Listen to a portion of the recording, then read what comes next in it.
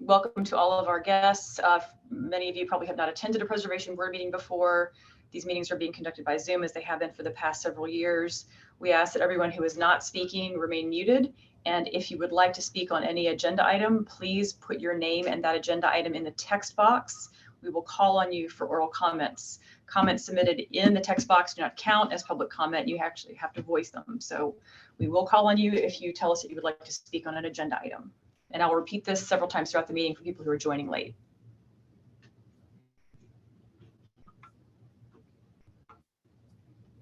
There's Karen Bodie Baxter. Hey, Karen, how are you? Hey. I haven't seen you out anywhere. That's right. I haven't gone anywhere. I've tried to stay in my home and be safe. I think the chat is disabled, by the way. Pardon? I think the chat is disabled. Thank you. Let me remedy that. Okay, try it now.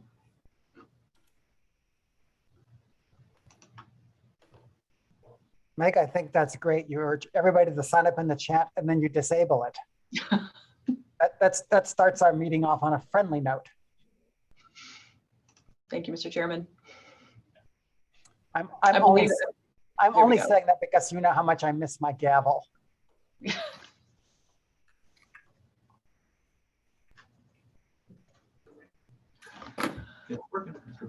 All right, so the chat is now enabled. Great.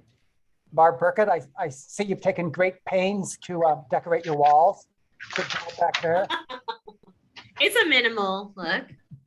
Do you have no pictures at all? Do we need some kind of a GoFundMe? No, I think I'll be fine. I have some that are awaiting the facilities management to put them up. Cool. Okay, apparently they don't trust me with a hammer or nail. Commissioner Robinson, I'm going to ask you to make a motion on agenda item C. So you should start getting ready now. I'll keep that in mind. Okay, do we think everybody's here, Meg? I believe we're still waiting on board member Colleen, but we do have a quorum. Okay, then let us try to proceed. This may or may not be a long meeting.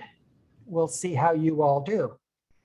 Reminder, keep yourselves on mute if you are not speaking, and if you wish to speak on an item that's on our agenda, sign up in the chat so that staff can find you. Good afternoon. This is a meeting of the Preservation Board, the City of St. Louis. I'm going to call a roll and establish who's here, and this will also be the order in which I do roll call votes. Commissioner Robinson, are you here? Yes. Commissioner Hamilton? Commissioner Colleen? Present. Commissioner Richardson? Here. Commissioner Weber? Here. Alderman Coder? Here. Commissioner Allen? Present. Chair is present.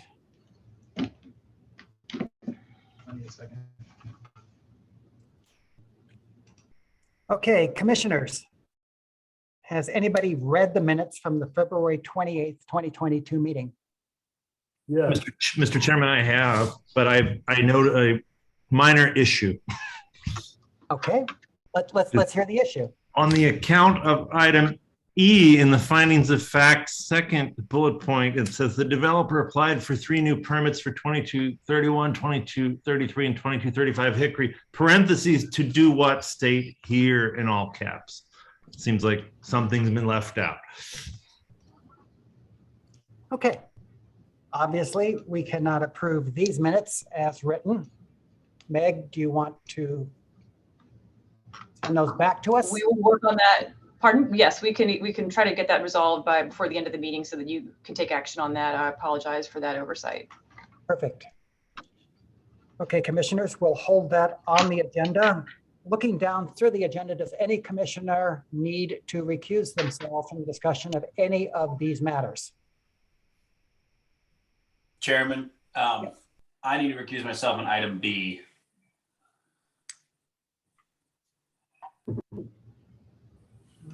Okay.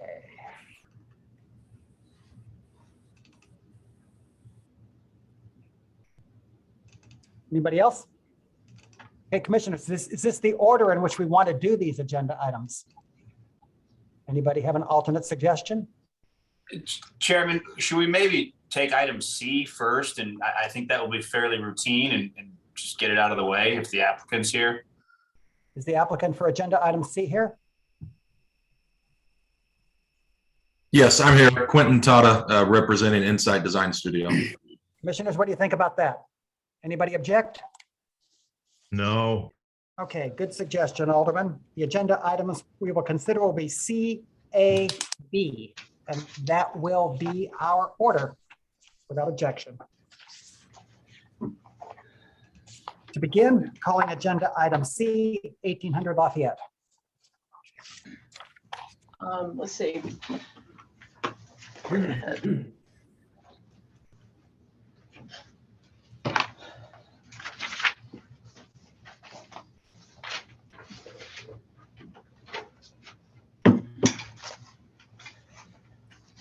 Well, sorry for the shuffling. I am going to be giving the presentation for item C, which is 1800 Lafayette. Myself and Andrea Gagan prepared the item. I am Bob Bettis with staff, for those who don't know and those who do. So good to see you all again. Let me, I need to get the PowerPoint up though. That was a quick little switch on us. So please hold on 1 second while we get the PowerPoint up. Okay, guys? Thank you. It's good to see all your faces again. We're glad to have you back. You do not look fatally suburban. Well, it was a quick 4 years. How about that? I learned a lot, but I am very happy to be back at Crow. So great, Bob. Welcome back, Bob. Thanks, guys. Good to see you all. And good to see you again, Bob. Michael, good to see you as well, sir. By the way, if anybody has a recording of the director rolling her eyes when we change the agenda order, I will pay money for that as a gift. Her eyes rolled so far back in her head. I should note, I did not see anyone from Lafayette Square make note they wish to speak. So if you do wish to speak from Lafayette Square, please make a note in the chat so we can make sure that you are heard, okay?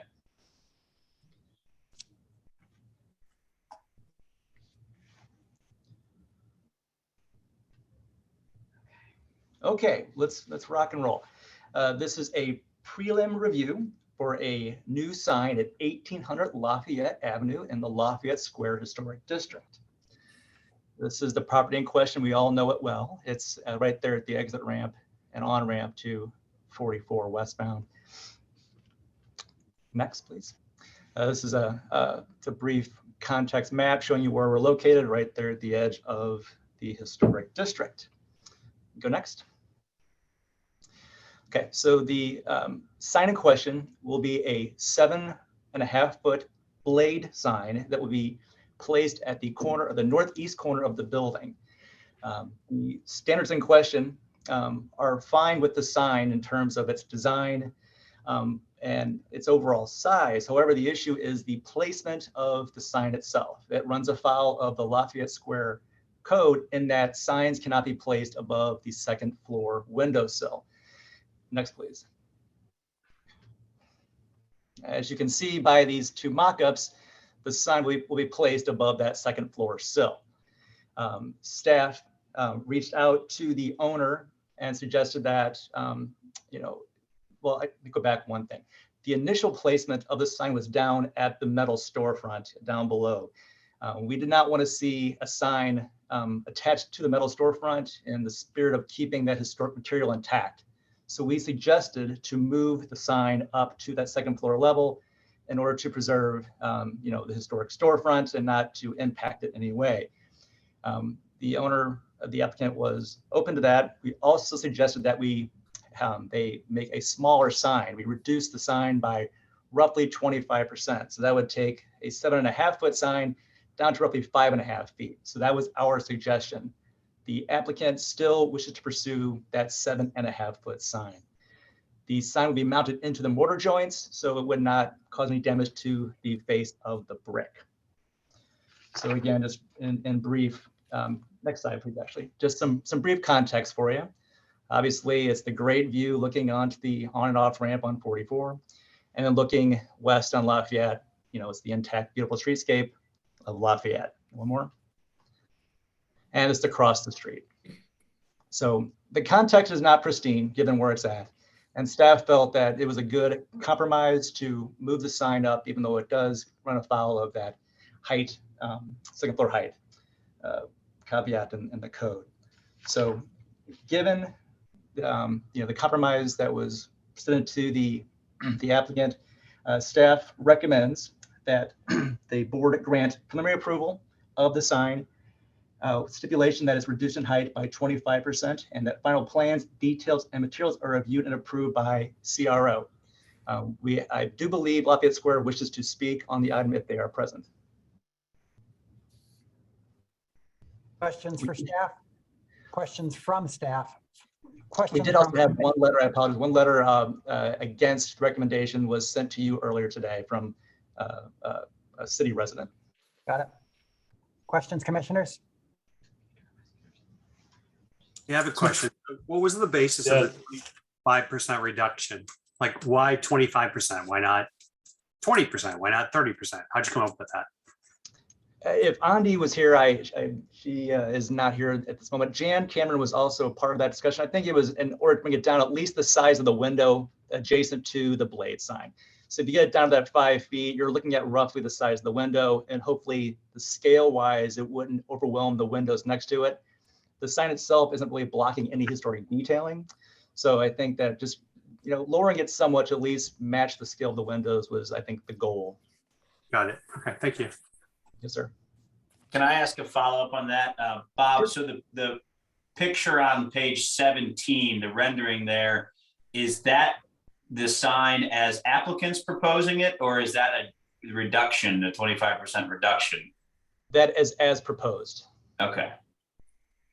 So you see it runs, it's a little bit bigger than the window adjacent to it. So it's just trying to get the scale to at least match the openings. I have a question. Sure. The staff feel that we're setting a precedent if we put it on the second story for other people that may want to do the same in the historic district. Well, these are always case-by-case projects. So I don't think that it sets a precedence per se. These are always a case-by-case issue. We wanted to, maintain that historic storefront. We're always looking for solutions. We're trying to be creative with helping out applicants, but also maintain that historic integrity. So I don't think of these as precedent-setting, suggestions. Okay, thank you. Yes, sir. Further questions? Okay, let's get the applicant here.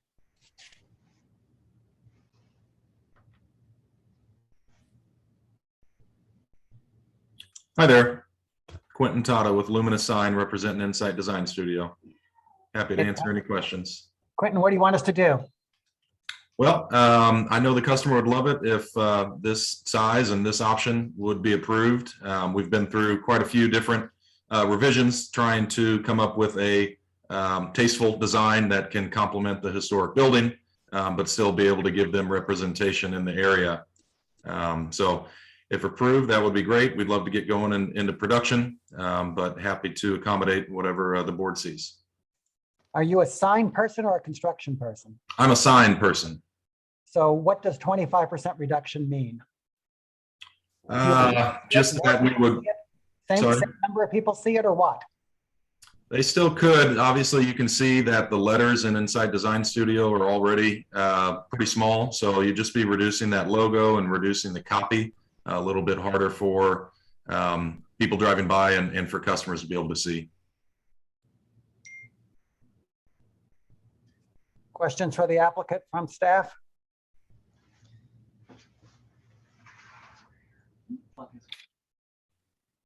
Okay, who's here to speak? Bob? Well, we don't have anybody in the chat. They were supposed to be here, and I wonder if they were going to come later given the earlier items on the agenda. They did send an email earlier to me kind of conveying their wishes. I could go through that real quick, but I don't believe they're here to tell you in person, it sounds like. Okay, meeting started at 4, but go ahead and tell us what they said. All right, if you can go back to the previous slide. And again, if I'm doing them an injustice, I apologize in advance, but the gist of it is that they were really not in favor of the blade sign in general. They would like to see signs go. Can you all see my cursor move on here by a chance? Okay. Okay, sorry. They wanted to, yeah, they can see that that cursor go. They wanted the sign to kind of go in the brick sign band above the windows above the storefront windows. If you go down a little, Meg, sorry, down, right there above, yeah. So there's a brick sign band up higher, sorry, up here, right there. Yeah, there's a brick sign band up in that area. They wanted the sign to go there. So it'd be essentially a wall sign versus a blade sign. They felt that the proposal in general ran afoul of their code, so they were really not in favor of the proposal as stated. They wanted that, yeah, right, yeah. So they were looking to do a simple sign right above the storefront, essentially. So that was their yeah, right there. That's their general gist, where they wanted the sign to go. So yeah. That's all I can tell you. Yeah, it's only about, it looks to me like it's only about 12 inches high there. Exactly. I'm sorry, who is that email? I can't find that email if you guys did send it. Right. Who's that from? So they were supposed, so Mr. Coder, I apologize. They sent a general email to us earlier. Who's they? The Lafayette Square group. Okay. It was a general conversational email amongst themselves about what they'd like to see. They were going to, I spoke with Mr. Gorman today, and he said they were going to be in attendance to convey this to you all in person. But, oh. Mr. Gorman may be in the meeting now. Okay, we might have a body. Hold on, one sec. Oh, Mr. Gorman, are you here? I'm here. Okay, there you go. Thank you, Susan. Okay, Sam, thank you for showing up. Could you convey to the board what your email said today and what the neighborhood's wishes were? Yes. Can you all hear me? I'm on the phone and not on the. You're fine, Suzanne. All right. Yes. When we finally got the response from Cultural Resource to suggest a bit of a decrease in the size, we were concerned that 1'9" from that was really not going to do a great deal to lower the sign. This is not the Fox Theater. This is just a little corner store in Lafayette Square. So if we were going to go along with and give our support for this, we would like to see it come down 2 feet from that 7'6" area. But keep in mind that it does, go against the code. And once we do this for this group, we face others wanting to do the same thing. And we were very careful when we dealt with the Bordeaux on the corner of Truman Parkway and Park Avenue, that they followed it to the letter about the size of their signs. So we understand that this is a smaller business, but we also are concerned about the fact that if they put this sign up there, they will be able to put only one other sign on those storefronts, so that there could be nothing in the windows, or there could only be one sign in one of the windows. And we would hold to that. We feel that would be fair.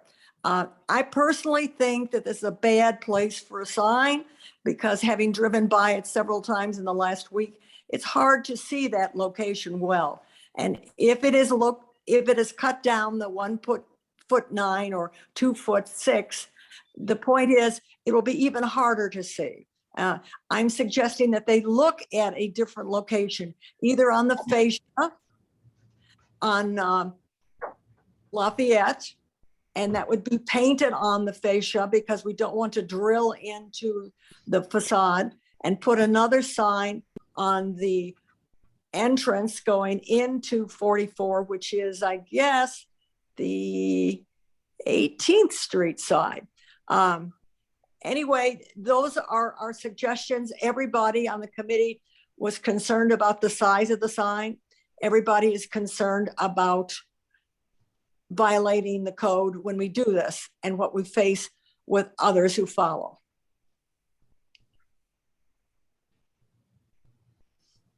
Great, thank you very much.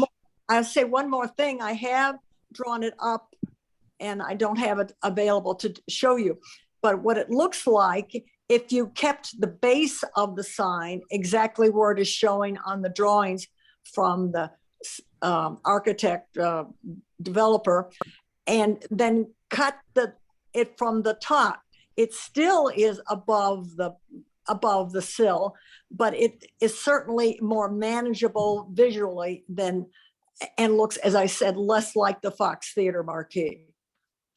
Cool. Bob, do you have any other speakers? 1 second. Look at the chat right now. Can you look at the chat? I can't. 1 sec. We're checking the chat one more time. No, there's no one else. Nope, that's it for now. Okay, thank you all very much. Alderman Coder, have you got a motion? Yeah.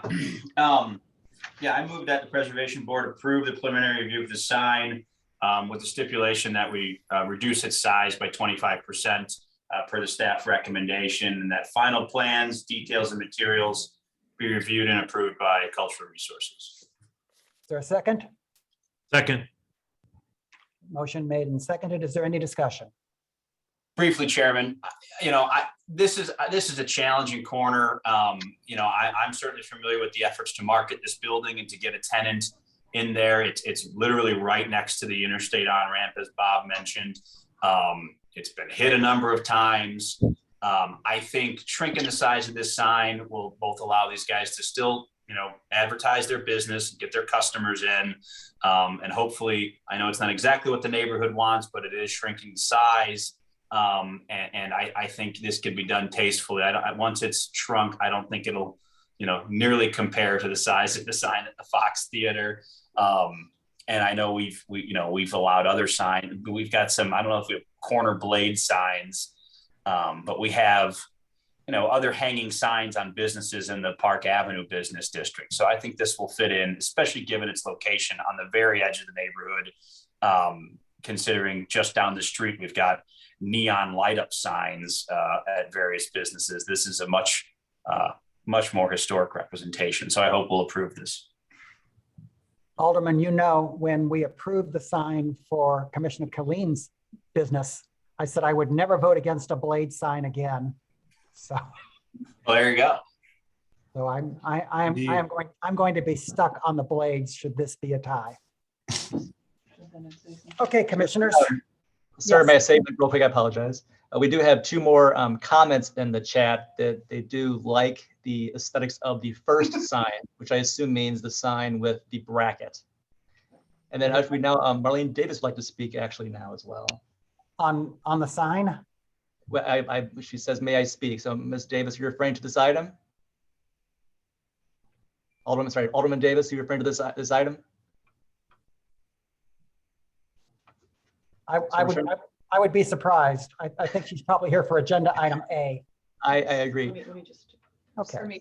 This is Meg again. I just want to remind everyone, especially the people who have just joined the meeting, that if you wish to comment on any agenda item, you must put your name and the item in the chat. Comments made in the chat do not count towards a public record. So if you want your thought or your opinion to count, you must voice it verbally by putting your name in the chat box, and we will call on you when that item comes up. Thank you. All right, commissioners, we have a motion on the floor that's been made and seconded. Is there another commissioner who wishes to speak? I just had one question, just so I understand my math. So if we're reducing it by 25%, doesn't that get us to basically where Suzanne wanted to be, 5.5 feet? Roughly, correct. That is correct. Yeah. Pretty close, pretty close. Oh, we're doing it that way. I thought we were going to take the letters UDIO just out of the sign. Okay, commissioners, I'm going to call a roll. The motion on the floor is to accept the staff recommendation. Commissioner Robinson, do you vote yes or no? Yes. Commissioner Killeen, do you vote yes or no? Yes. Commissioner Richardson, do you vote yes or no? Yes. Commissioner Weber, do you vote yes or no? No. Alderman Coder, do you vote yes or no? Yes. Commissioner Allen, do you vote yes or no? Yes. The chair abstains on this vote. There are five yeses and 1 no, 1 absent. Thank you very much, commissioners. Calling agenda item A, 1718 North Grand Boulevard.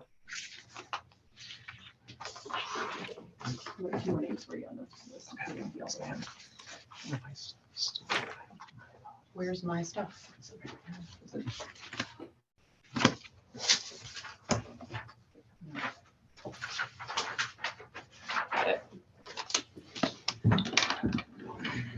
All right. Can you go back to?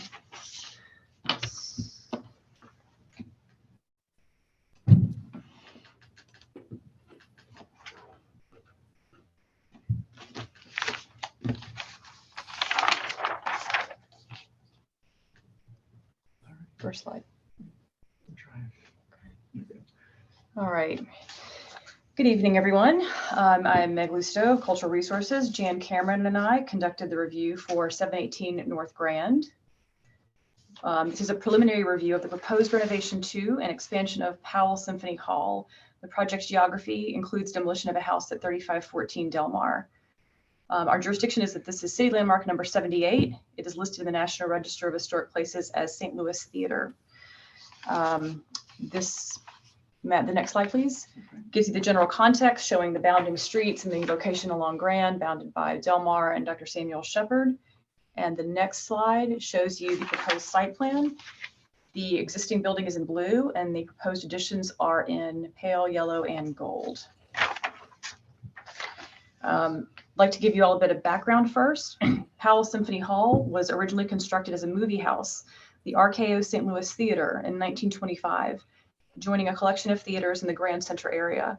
Because of its superior acoustics, in 1968, it was acquired by the St. Louis Symphony Society, which undertook a $5 million conversion, providing the St. Louis Orchestra, the nation's second oldest, its first home. The building was renamed for Walker S. Powell, whose widow contributed $1 million towards the cost of the conversion. The new hall was acclaimed by national critics for its acoustic and architectural treatment. It was designated a city landmark in 1976. And now we're looking at some of the facades here, because the proposal is to construct a large addition to Powell Symphony Hall at the south and east facades, adding a new entry and circulation space with rehearsal and workshop areas at the rear, and a new entrance on the north facade, the Del Mar facade. All these elements are subject to CRO review. The project will also include renovation to parts of the interior to improve accessibility and acoustics. The expansion involves, next slide please, the demolition of the house at 3514 Del Mar. Because the building is not listed on the National Register nor located within a city historic district or preservation review district, the demolition application regulatory process does not require it to be routed to the Cultural Resources Office for approval by this office or the Preservation Board. And we will now proceed to the additions, if you can. Okay. So our evaluation was based on the standards set forth in Ordinance 64689. We will show some of those here, and I know the applicant will be showing them in greater detail during their presentation. In viewing this application, the Preservation Board or Cultural Resources Director shall consider whether the proposed work would adversely affect the characteristics of the landmark, which were the basis for its designation as a landmark, whether there have been changes in the circumstances or conditions in or affecting the landmark since its designation, and other relevant considerations, such as the availability of economically feasible alternatives to the proposed work. Powell Symphony Hall was designated as a city landmark number 78 on January 12, 1976 by the Landmarks and Urban Design Commission, predecessor of the Heritage and Urban Design Commission, and the St. Louis Preservation Board. As was typical of landmark creations at the time, no specific standards for alterations or additions were included in the designation. The Cultural Resources Office staff has analyzed the proposed project in light of the requirements of Ordinance 64689 as follows. The project will not adversely affect the characteristics of the landmark that were the basis for its designation. The proposed addition, despite having a large footprint, is subsidiary to Powell Hall and has been carefully cited so only unarticulated areas are impacted. It is set back from Grand Avenue and separated by glazing from the existing building. colors and materials of the new construction have been derived from the historic building. There have been changes in conditions affecting the landmark since its designation. Powell Hall's accessibility and acoustics require modernization and improvement. Particularly, the backstage area is small, cramped, and badly organized and interferes with productions. In addition, the Symphony does not have sufficient space to accommodate a number of programs they would like to offer the community. So, preliminary findings and conclusion. The Cultural Resources Office consideration of the conditions for alteration in addition to City Landmark 78, Powell Symphony Hall, led to these preliminary findings. The project requires the demolition of 3514 Del Mar, a historic 2.5-story residential building. Its demolition is outside the jurisdiction of the Preservation Board and Cultural Resources Office, as the building is not listed on the National Register nor located within a city historic district or preservation review district. The exterior of Powell Hall will be appropriately rehabilitated, and the north facade, the Del Mar facade, will gain a new entry and other improvements while retaining the architecturally significant facades of Powell Hall and maintaining it as a clearly distinct and separate element from the new construction. The new addition, while contemporary in form and detail, has been carefully considered to integrate with the historic building in material and color, and being pulled back from the street, its massing will not dominate the North Grand Street elevation. The project architects have worked with the Cultural Resources Office to refine the design of the addition and protect the historic character of Powell Hall. The Cultural Resources Office has received several letters of support regarding the project, including from the Alderwoman. We have also received approximately 4 dozen emails expressing opposition to the loss of the house at 3514 Del Mar. Based on these preliminary findings, the Cultural Resources Office recommends that the Preservation Board grant preliminary approval to the project as presented, with the stipulation that final plans and exterior materials be reviewed and approved by the Cultural Resources Office. Okay.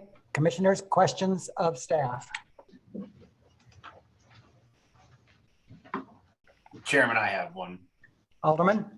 Yeah, Meg, just so I understand. So the house there that I think is the point of contention for many at 3514, I mean, is it currently owned by Powell Hall, by the folks, by the Symphony? It is, yes.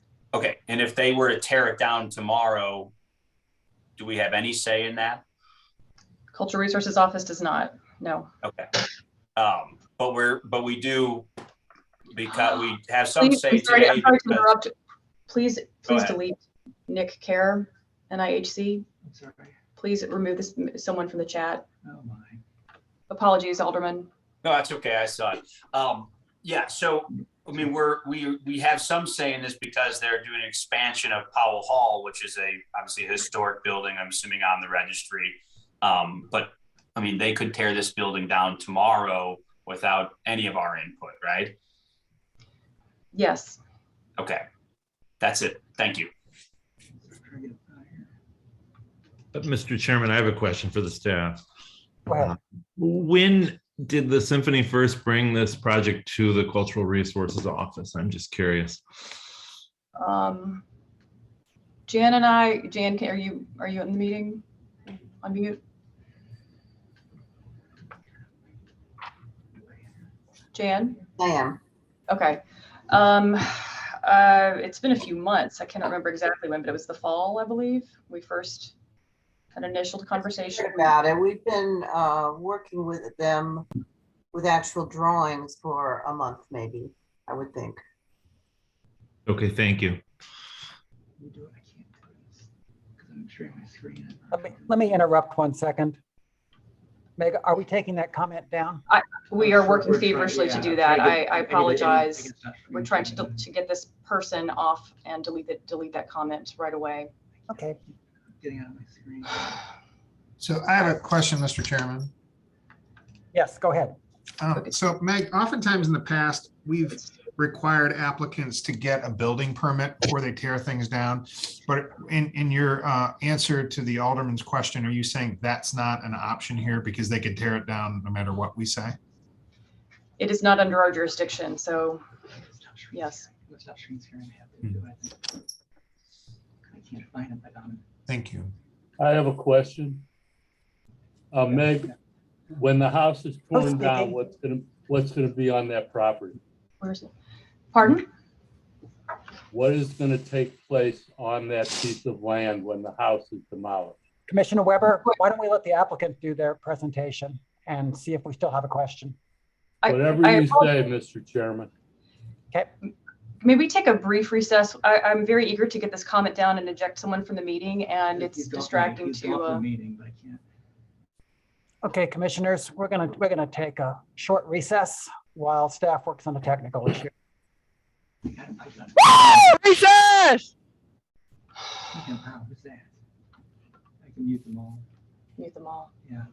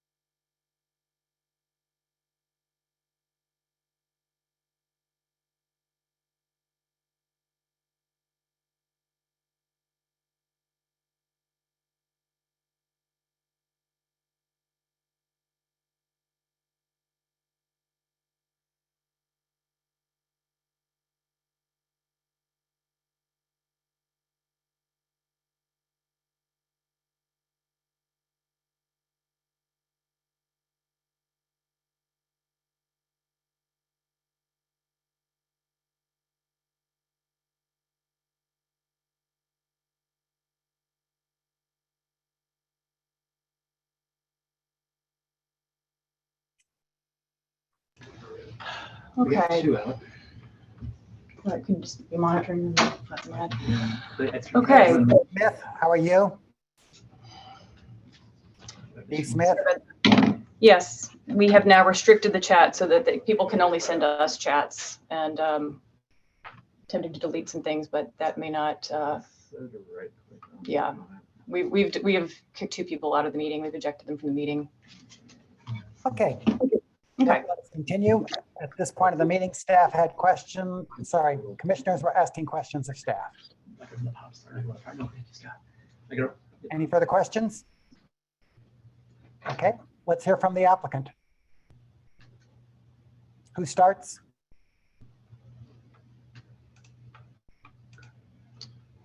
Okay. Well, we don't unmute them all. Hi. But go to the. Hi, everyone. Presentation.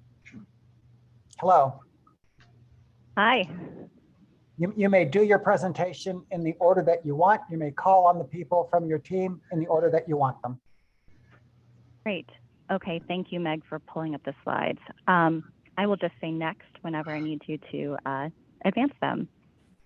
Hi, everyone. My name is Stacy Way. I'm a managing principal at Christner Architects. Christner is the architect of record for this project, and we are, of course, working with the extremely talented Snowhetta Architects on the Pell Hall renovation and expansion. Next.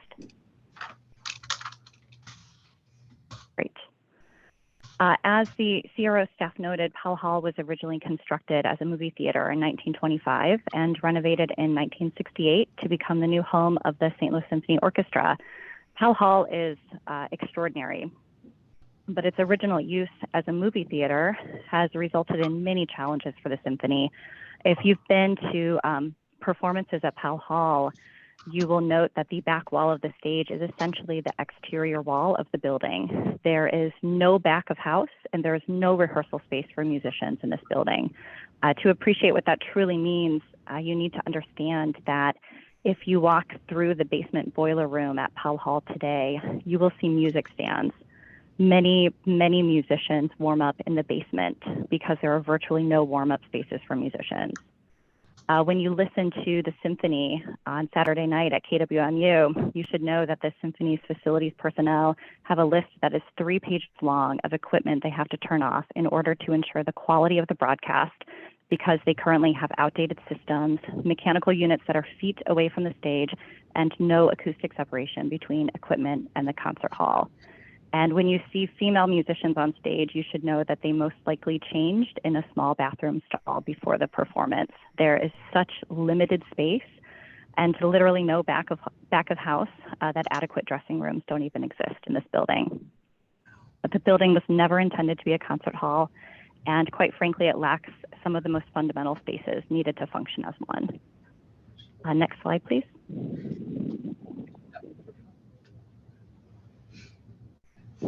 The renovation and expansion at Pell Hall, it will allow the symphony to improve the audience experience, to dramatically improve accessibility for all patrons throughout the facility, to enable greater educational and outreach programs. It will replace aging building systems. It will provide much needed back of house spaces for musicians and enhance and extend the life of Pell Hall, one of the country's most acoustically exceptional and visually stunning music halls. The St. Louis Symphony is, as many of you know, the second oldest symphony in the country and one of the most cherished cultural institutions in the region. Their bold vision continues to invest in the city and strives to reach even broader and more diverse audiences. And to keep such amazing institutions like the SLSO in our city, it's really important that we support them and ensure that they have facilities adequate to help them thrive. You can go to the next one, Meg.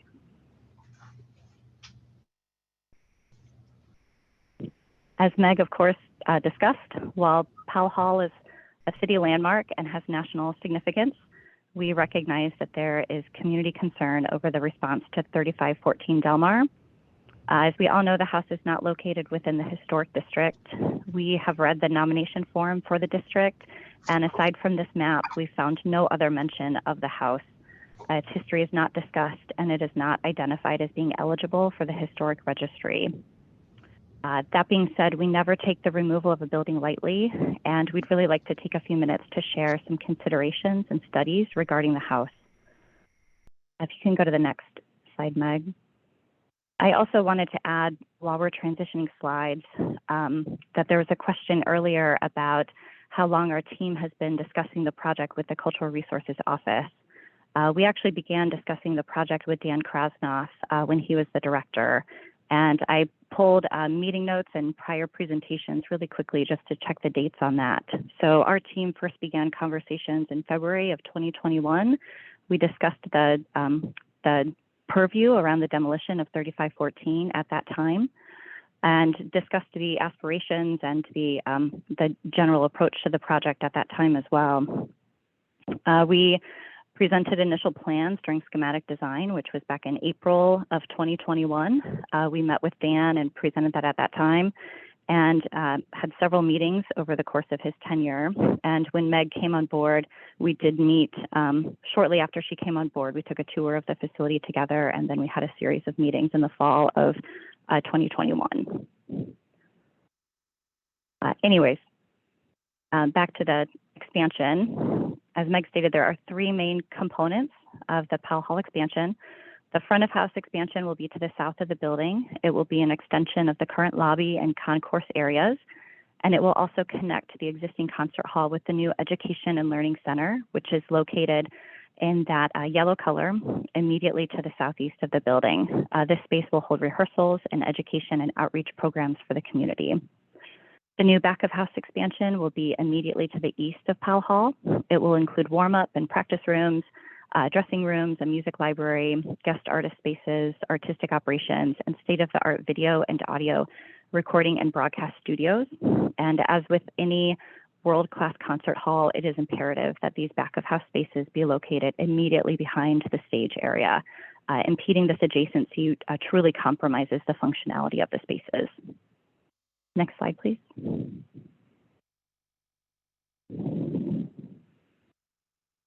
And we know that many of you have questions about the house, so we'd like to address some of those questions now and hopefully provide some answers to some of the questions that you may be asking yourselves about the house. We have heard concern that the house will be demolished and that the expansion will go on hold and not happen. The initial planning and programming for this project began over 4 years ago.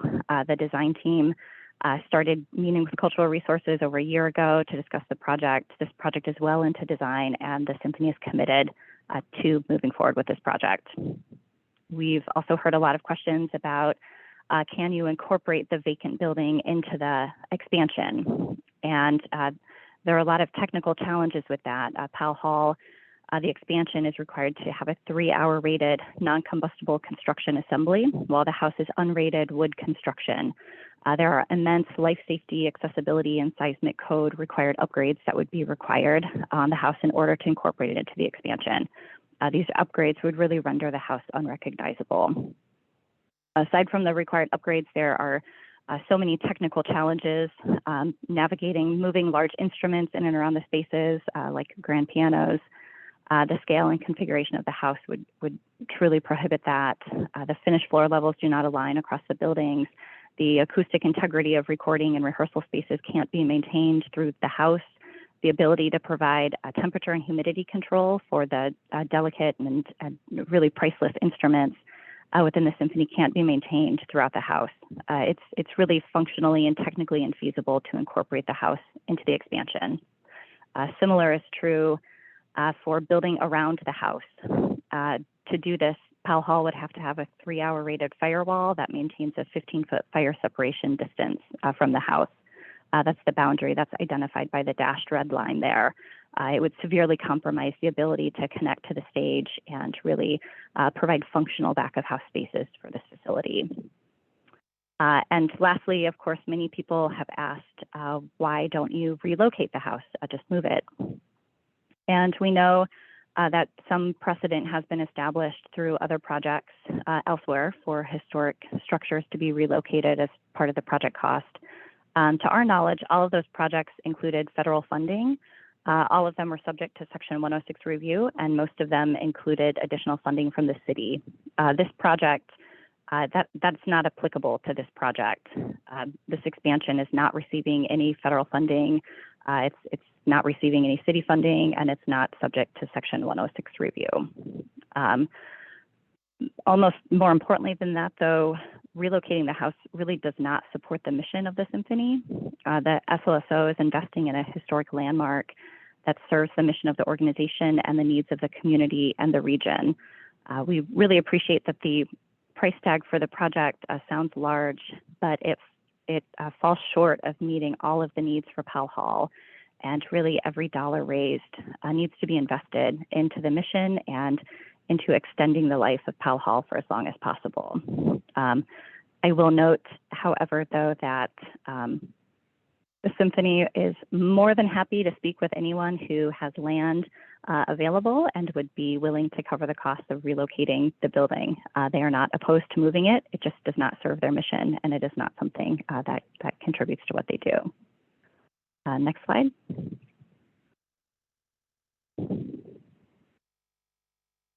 Actually, we had one other slide in there. We did want to speak a little bit about our salvage plan for the building. We don't take removal of the house lightly. Many months ago, we identified a few goals for the approach to the house. And we've spent a lot of time inside the house assessing and inventorying the architectural elements that are inside of it and can potentially be reclaimed. We've developed a detailed salvage plan for the house, and we're working with the Symphony's DEI group to ensure artifacts are reclaimed and reused in a meaningful way. We're exploring several avenues for this, including incorporating key elements into the Pell Hall expansion itself, or perhaps around the site of the building, donating artifacts to local institutions that can really preserve and honor them, and potentially commissioning a cultural historian to research and preserve the narrative history of the building and its broader context. I assure you, we truly want to honor this building, but we must prioritize the Symphony's mission and prioritize investment in Pell Hall to extend its life even further.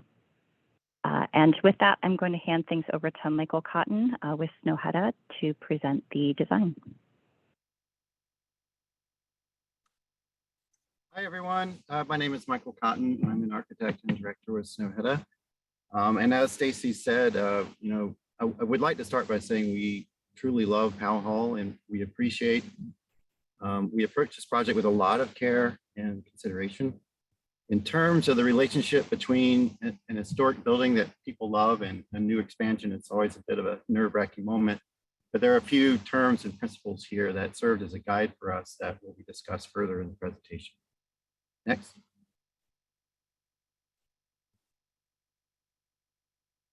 The most immediate way to express a relationship is through materiality. The expansion will be primarily brick with some champagne colored metal accents. You can actually see Pell Hall on the left as it is today is brick with terracotta accents, and the expansion will be brick with metal panel accents. And the color palette is almost an inversion of each other. So it's a way that the expansion can relate to the historic building without duplicating it. Next. We also thought it was very important to establish a relationship to the curved arches that exist throughout Pell Hall in a variety of shapes and sizes. Next. And lastly, we were very inspired by the original drawings for Pell Hall and how they used a compass to create curved lines and sculptural features. This reminded us of how musical instruments are created and also served as an important reference for us that made us happy. Next. Yeah, I apologize. Some of the backgrounds have gotten a little scrambled. Let's focus on the white and I'll do my best to talk us through it. Or I could, is there a chance I could share my screen? Would that work for everyone? Because I have a fresh copy of the PowerPoint. I'm so sorry. We did cut and paste directly the slides that were submitted. When we've shared screens in the past few months, that has sometimes caused the meeting to crash. So Okay. we've not allowed I can manage. So everyone focus on the white with the red diagrams, a really simple set of diagrams, basically describing the goals of the expansion. The red lines here indicate the profile of the building in a simple term. And as you can see, it's both lower than Pell Hall and set back from Grand. Next.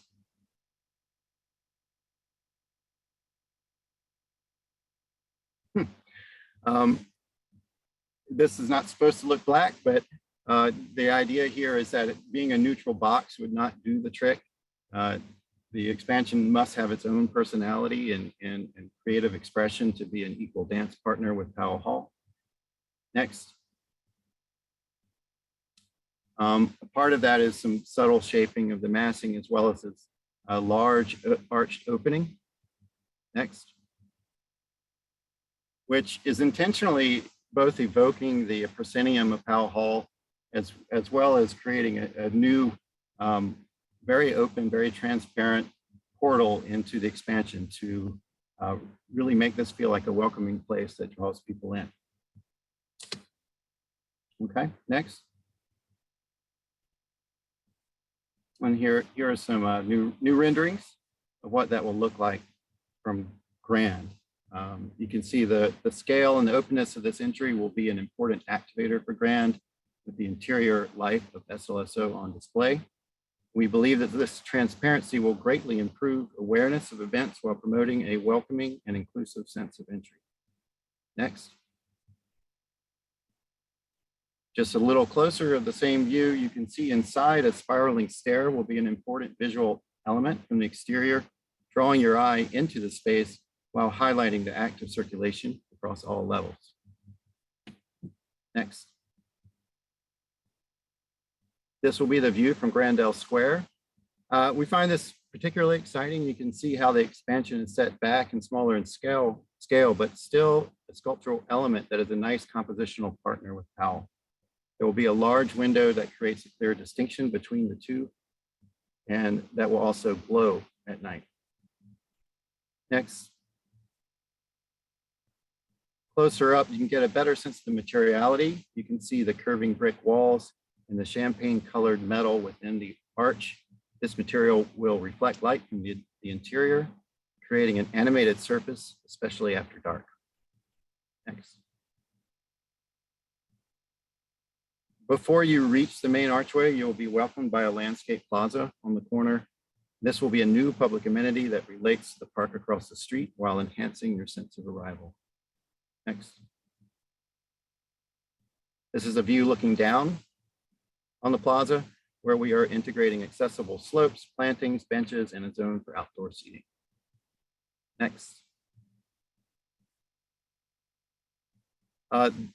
The curving brick walls, you know, there's a great tradition in the area of working with brick masonry, and we see this as being an important part of that. So a way to exhibit that tradition and move it into the future.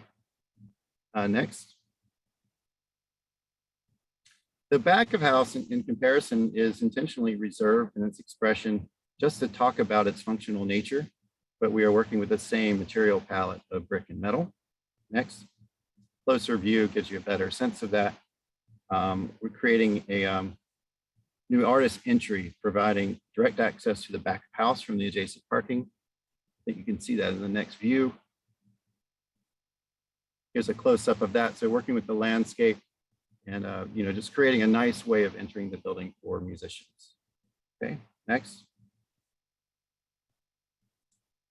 All right, this is another view from the east where you're seeing the different elements of the expansion coming together. You can see the composition of curving and more regular forms that make up the front and back of house. Next. And closer in, you can see this new eastern entry adjacent to a vehicular drop-off with a window looking into the new Education and Learning Center. This part of the program will be an important part of the expansion, providing both rehearsal space as well as a new venue open to the public for educational programs and events. Next.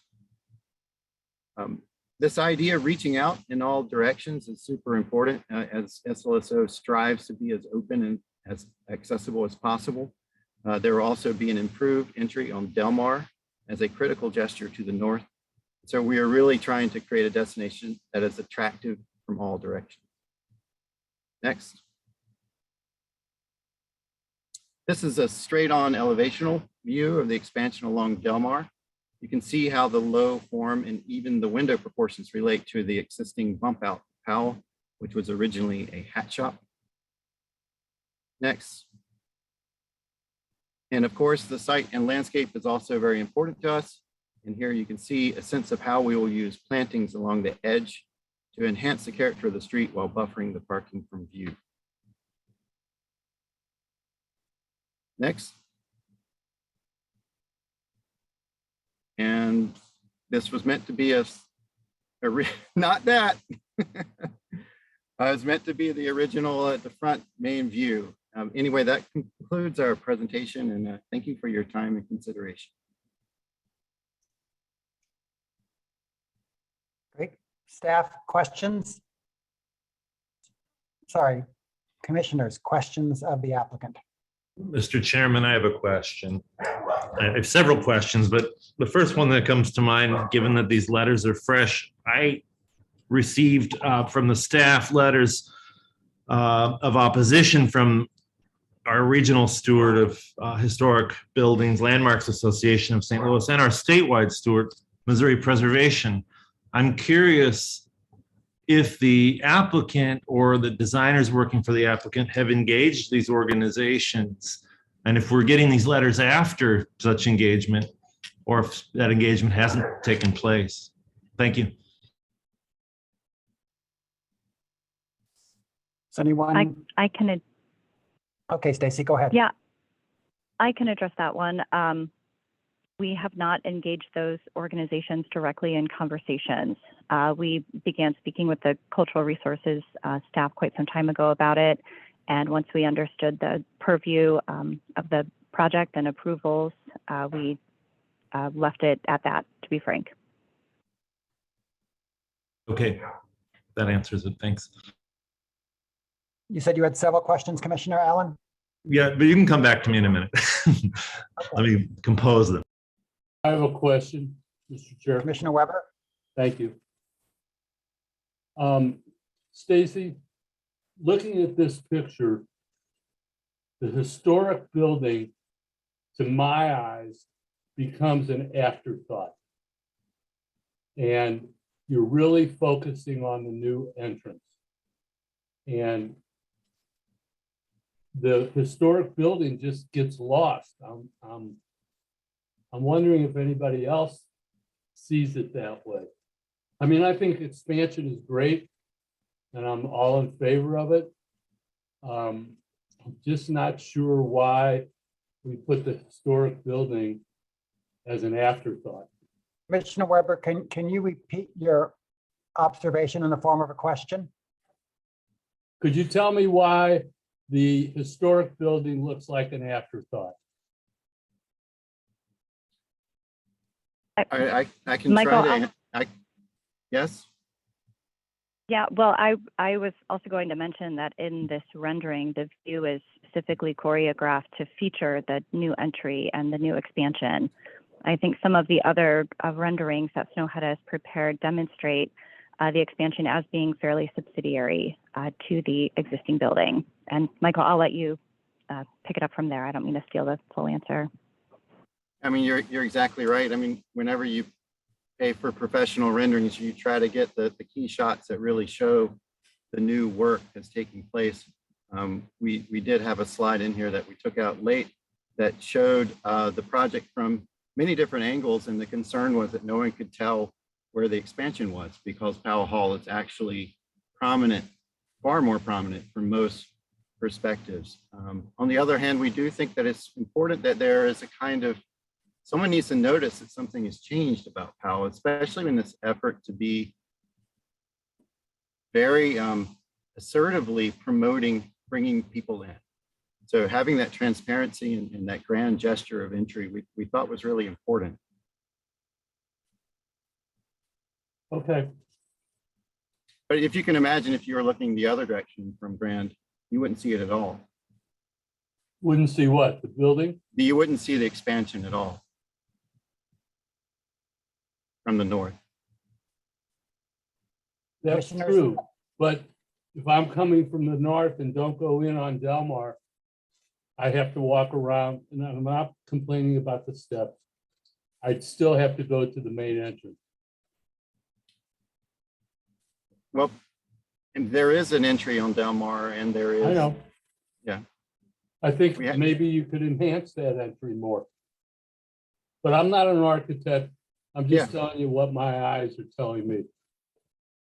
Just to be clear, we are enhancing that entry and we are making it ADA accessible as part of this project. Right. There is always a delicate balance. I mean, it's like that entry is welcoming and it's nice, but it's also carefully scaled to relate to the overall proportions of the project and not feel like the main entry. So there's a bit of a balance and some nuance there that's a little bit hard to articulate. So are you saying that the addition is not the main entrance on the corner? This will be used the most, but there are entrances in every direction that we anticipate different groups using for different occasions, different times. Okay. This has the plaza. This is on the corner. This is viewable from Granddale. This will be used the most, and it goes right into the new lobbies in the interior. Thank you. Other commissioners with questions? Commissioner Killeen, were you signaling me or somebody behind you? Bookkeeper was leaving. I was waving goodbye. So someone behind you. Commissioners for the questions? Mr. Chairman, I think I can ask some of my other questions if you may. Commissioner Allen, proceed. Yes. So following up from Commissioner Weber's questions, I will say I'm very friendly to the involvement of Snowhead in this project, and I think there's a lot to like here. But in terms of making the historic resource, the city landmark that is governed by standards subservient, I'm equally worried about this vehicular drive on the south, which seems to really dominate the site plan. And, again, reorient potential entries to the historic building from the car. However, I park on the street and I walk in through the main doors on Grand when I visit the Symphony. Maybe other people have a different experience, maybe a lot of other people. So I'm interested in hearing the rationale behind this driveway. I also, I know you're attempting to draw back on this grand elevation with the new entrance. And I really like the references to the building's historic architecture in this new arch form, by the way. But you're drawing back, and that's creating this open space. But on Del Mar, you're extending the plane of the building. And you said that Del Mar is a very significant elevation, and you want to open an entrance to Del Mar for many reasons, I think, that St. Louisans can understand and appreciate. So I wonder why the street wall extension, and then on the north, and this kind of recession of form on the south. Those are my two questions. Should we start with let's drop-off, start with the Stacy? drop-off loop. Yeah. I'm probably going to forget half of the question now, but you asked about the drop-off loop. I think one thing that's really important to note is that the demographic of the patrons that typically attend the Symphony and are season holders at the Symphony tends to skew a little bit older. And right now there are significant safety concerns, especially for those in wheelchairs coming to the Symphony. Right now, the general practice is that cars pull over along Grand and unload those guests and help them get out of the car and make it into the building right now. It's a very dangerous situation. It is not safe, and it's very challenging for anyone with accessibility challenges. The drop-off lane was really intended to better serve patrons in that regard, to make it more accessible, to make sure that there was a zero threshold entry into the building and a safer entry as well. Michael, I don't know if you want to expand on that at all. Well, I would just point out that we're being careful in the way it's designed, that it won't just be like a road. You can see where it's labeled like a forecourt. Essentially, that it's a gesture in the plane of the ground. The materiality will make the road itself less distinctive, in that whole area almost feel like a plaza. So we are aware of the issue, but we knew that accessibility was super important, and we're working very carefully with the landscape architecture design to make it feel very nice, compared especially to the asphalt that it is today. Does that answer your question on the forecourt? Yes, thank you. The other one's a good question too. Of course, I mean, anytime you're addressing the corner with the main entry, the fact that we can stay on the site plan, that was working for me. Okay. The setback on the corner obviously is creating this outdoor space, and you can imagine a lot of people spilling out into the Grand Plaza after a show, and it being this awesome space for arrival. So that this stepping back works urbanistically, as well as just kind of respecting the massing of Pell Hall and the detailing that turns the corner there a little bit, where we're calling out the cafe terrace. The Del Mar facade is also important, but the same gesture wouldn't make as much sense there. We don't really want to create a step back in front of the back of house. We're also trying to be very economical or efficient in terms of finding space for all of the back of house program while also providing parking. And the former hat shop, that little piece that kind of sticks out, is kind of an anomaly. And we just felt like it would feel even more odd if, for example, the facade of the expansion was set back relative to that. So we preferred to strengthen the hat shop's presence by relating to that geometry and creating more of a street wall condition along the Del Mar sidewalk. I would point out also that we are pursuing the expansion of the sidewalk in front of the Del Mar entry. So that's another way, speaking to the question about how can we make the Del Mar entry more welcome, more inviting, That's one thing that we're doing through a more generous sidewalk area as well. And that's also creating a shorter crossing distance for pedestrians crossing Delmar. Mr. Chair, could I ask another question? Yes, sir. Thank you. It's two questions. Is the current entrance on Grand going to be shut? Should this be open tomorrow under this whole plan? It will no longer serve as an entry. It will look the same. Okay, and have you thought about where you have that cafe terrace of putting an entry there? Yes. Similar to a small entry like you have on Delmar. There is it will serve as a way for what we're calling the bistro, which is really just kind of a concessions area in the corner to spill out and have outdoor seating. It will not serve as a true entry. I mean, at a certain point, entries are very hard to manage logistically, all the people checking tickets and so forth. So for the purposes of the general public, there are 3 entrances, the one on Delmar, the main one, the grand entrance, and the one that's labeled as East Entry. The musicians entry will be for musicians and select guests. Okay, thank you. Mm-hmm. Commissioners, further questions? I have one more question, just as a point of curiosity.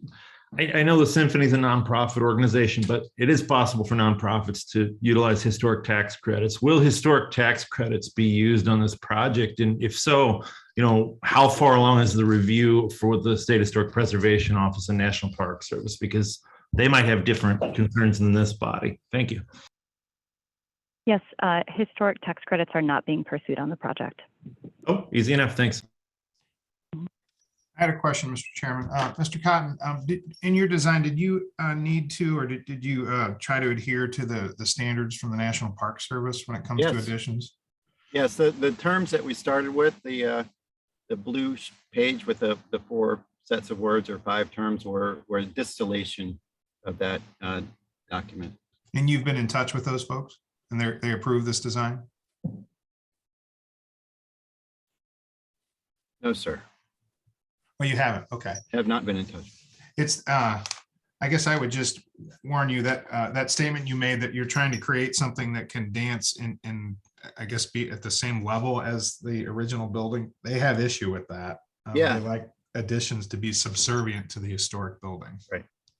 Yeah, that's interesting. It's kind of a turn of phrase. We use it here often. We see it as a dance. I think I use the term dance partner, but it doesn't mean to imply that it's equal or it's definitely a softer, more restrained. I mean, I understand your point, but at the same time, it can't be blank and neutral. It needs to be expressive. It needs to be exciting.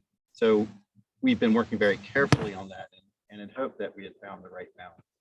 Yeah, it's a tough assignment. So yeah, good luck. Thank you. Commissioners, any other questions? Okay, thank you all very much. Meg, are you going to be our usher for this? Yes, we have about 20 people who have signed in to speak. Okay, let me before the 20 begin, let me just say I would like everyone to please be respectful for the time of everyone gathered here and try to keep your remarks focused on the agenda item before us and as succinct as possible. Thanks. As I noted earlier, the Alderwoman is here and wants to speak on that. I didn't know if you wanted to allow her to go first. Alderwoman Davis, would you like to speak first or last?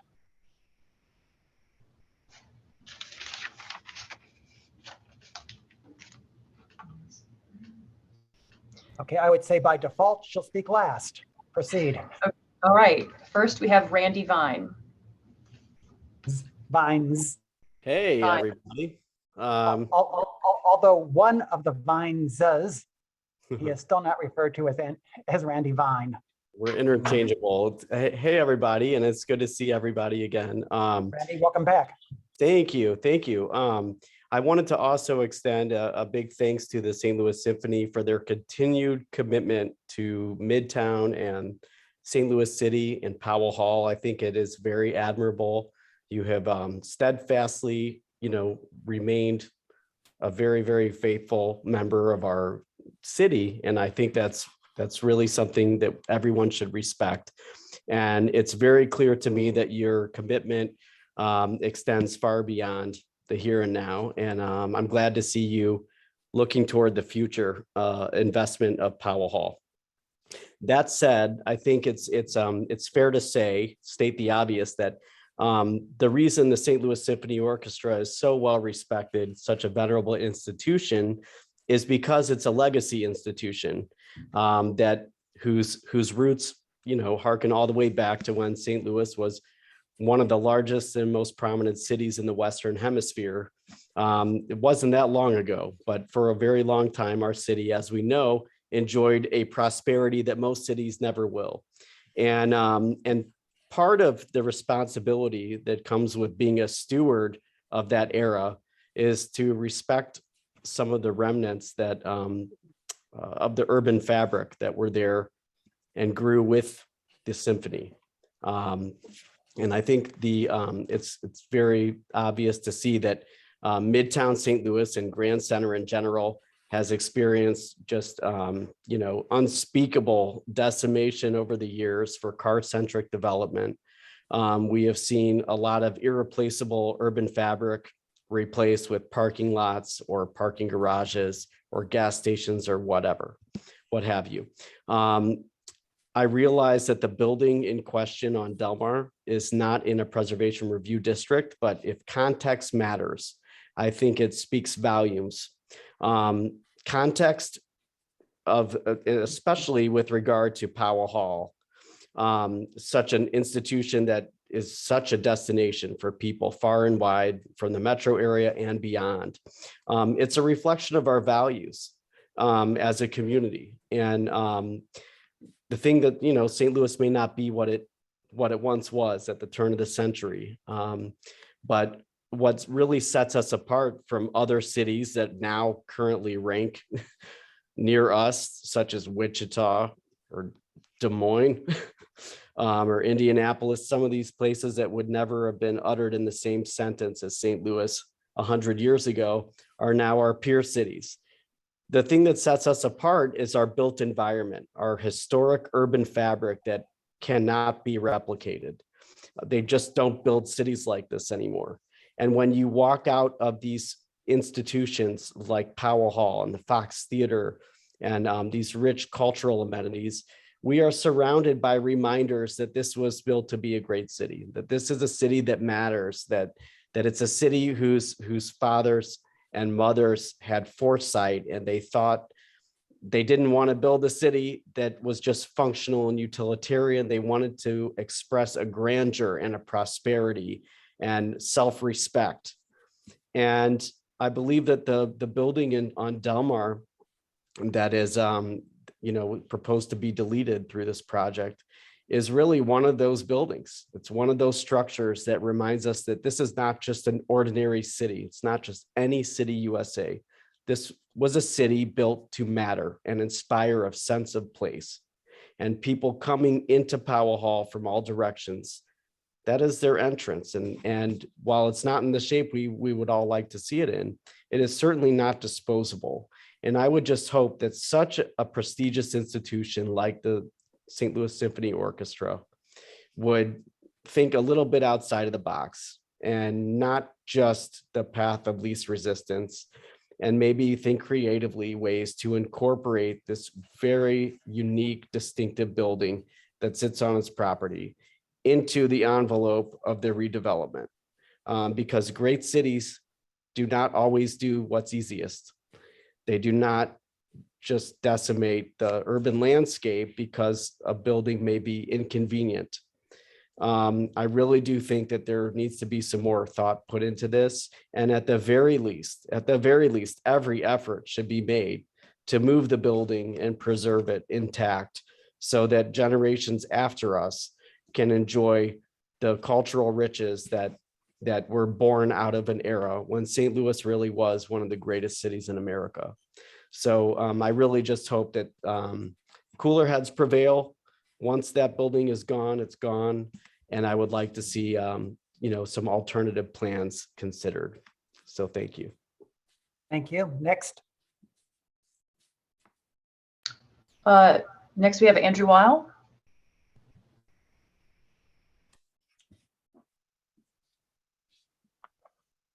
Hi there. Can you see me? Can you hear me? Hello, hello. Yes. I'm sorry. I'm not being seen on my end, but as long as you all can see some version of me or hear some version of me, it's more important. Oh, right Hello? now we can see your hand. Oh, all right. I'm just going to stop the video. The audio is the important part, I suppose. I will not. I would love to wax poetic about this. This is a bad idea, but having been attending preservation board meetings and testifying for, gosh, it's really getting close to 20 years now. I know that unless I stick to the jurisdiction matter, I will get tossed. So I will say that I believe that the preservation board's jurisdiction lies in the impact that the loss of the Culver home would have on the city landmark and the National Register property. You know, all of the rest of these design details can get hashed out, and I have nothing but respect for Christner Architects and for Snow Heffa and for you know, and the Cultural Resources Office and the people that will make the design decisions about the rest of it. I right now am primarily concerned with that Culver house, and I think I know that there is very little jurisdiction, if any, that the board has over this particular decision. But if anything that I would request for the preservation board to do would be to ask the St. Louis Symphony, the applicant, to take some time, have some conversations with stakeholders, as was admitted under testimony earlier. This was announced very recently, and organizations like ours were not consulted, and we would really like to be at the table because we want to see Powell Hall and the St. Louis Symphony Orchestra and Midtown thrive. And the idea that there's going to be $100 million investment in this building is so exciting, and we just want to be part of the conversation. And I think that you know, there are ways to do this correctly and respect the architecture, respect this building, but you know, you're part of a community, and there are a lot of people that have contacted me. People have been very, very concerned about this, and people who love the St. Louis Symphony, including myself and my family, who have been members forever. We want to see this done right, and there are ways to do this right. So, in the spirit of community engagement, I would really like to be part of this conversation. There are ways to incorporate this building. There are ways to move this building. They've been moving buildings like this since the mid 19th century. I've got the pictures to prove it, and they'll be coming out soon. But I just wish that we whatever opportunities or options that the Preservation Board has today to ask the applicant to delay a summary execution of the Culver home. That's what I'm asking for today. There are so many other conversations to have, and I won't belabor the point. So that's what I'm asking for right now, and I'll drop off. But if anyone has any questions, I'm happy to answer. Thank you. Thank you very much. That comment was 4 minutes, 59 seconds. Meg, who's next? Steve Smith. Hello, Meg and everyone. Thank you for your time. Steve, you're not driving, are you? No, I pulled over because I Okay. didn't want to miss this. Anyway, as many of you know, I've been developing in Grand Center for 23 years now, started in 1999. And the neighborhood has transformed substantially in those 23 years. We've renovated almost, I want to say we've renovated all the historic buildings, or the buildings are still in service. Perhaps we'll talk about this house in a minute. I've been involved in a number of those. The neighborhood has had tremendous investment, and I think it's at a point where the district is set for a great future. And I think what the Symphony is doing here is transformational for where Grand Center can grow over the next decade or two in a generation. I think what the neighborhood needs is to fill in the parking lots.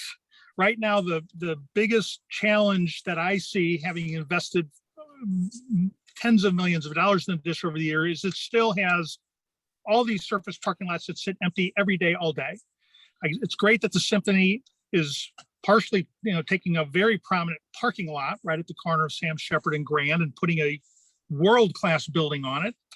And I know that we own the lot across the street, literally caddy corner across the street at Teresa and Sam Shepherd, that based on this project, we would like to move forward with development as well. So I am very, very excited about what the Symphony is doing here, and I'm supportive in every way with that. I want to mention the architecture. I think this is a beautiful design. As an architect, I understand the challenge of putting additions on historic buildings, especially ones as prominent as Pell Hall. And I think the design here is elegant, it's graceful, and it's a great complement to the rich original architecture of Powell without competing with it. It also reflects our future combined with our past.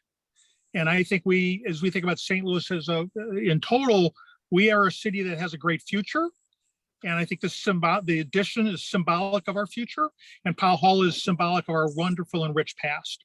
So I am very, very excited and love the design. And I think the design team, I know that's on the call, have done a great job with that. The third thing I want to talk about is the house.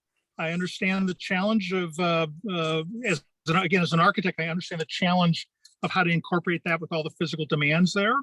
It seems to me that Andrew, I have friends on the phone, Andrew, Jeff, Randy, all friends. We have a mission together to preserve the wonderful legacy architecture that St. Louis has. It seems to me that the historic community needs to find a way through a GoFundMe or some way to relocate this building, if possible. I will tell you, I'll donate the land. I've got property at Sam Shepherd and Cardinal, a place for it to go. If we separately can find a way so that the Symphonies rightfully needs to raise their money for their mission, we can find a way to relocate this building. We solve that problem. So those are my comments. Steve, I know we're not supposed to have a one-to-one, but let's talk about that because let's not. Well, but it can be done. So let's talk about that. I apologize. In my comments, I was really thrown off by the that racist hack, and that kind of threw me off my game. So, but all right, I'll shut up. I'll talk to Steve privately. Thank you. That comment was 3 minutes, 50 seconds. The next speaker, to signed up is Richard Bose. Hello. I just try to keep it short for everyone. I'd like to encourage you all to make an effort to move the house. I don't think we need the National Register or the Preservation Board or federal regulations or an ordinance or a law to tell us to do the right thing. Preserving this house is the right thing. I think the community is showing up here to tell you that. And the community invests in your mission every year through your tax exemption. And I know you provide back to the community in many ways than just moving this house, but I think it would be a wonderful thing to give back by taking up Steve's offer of his land to move the house. Thank you. That comment was 50 seconds. Meg, next. Next is Rich Simmons.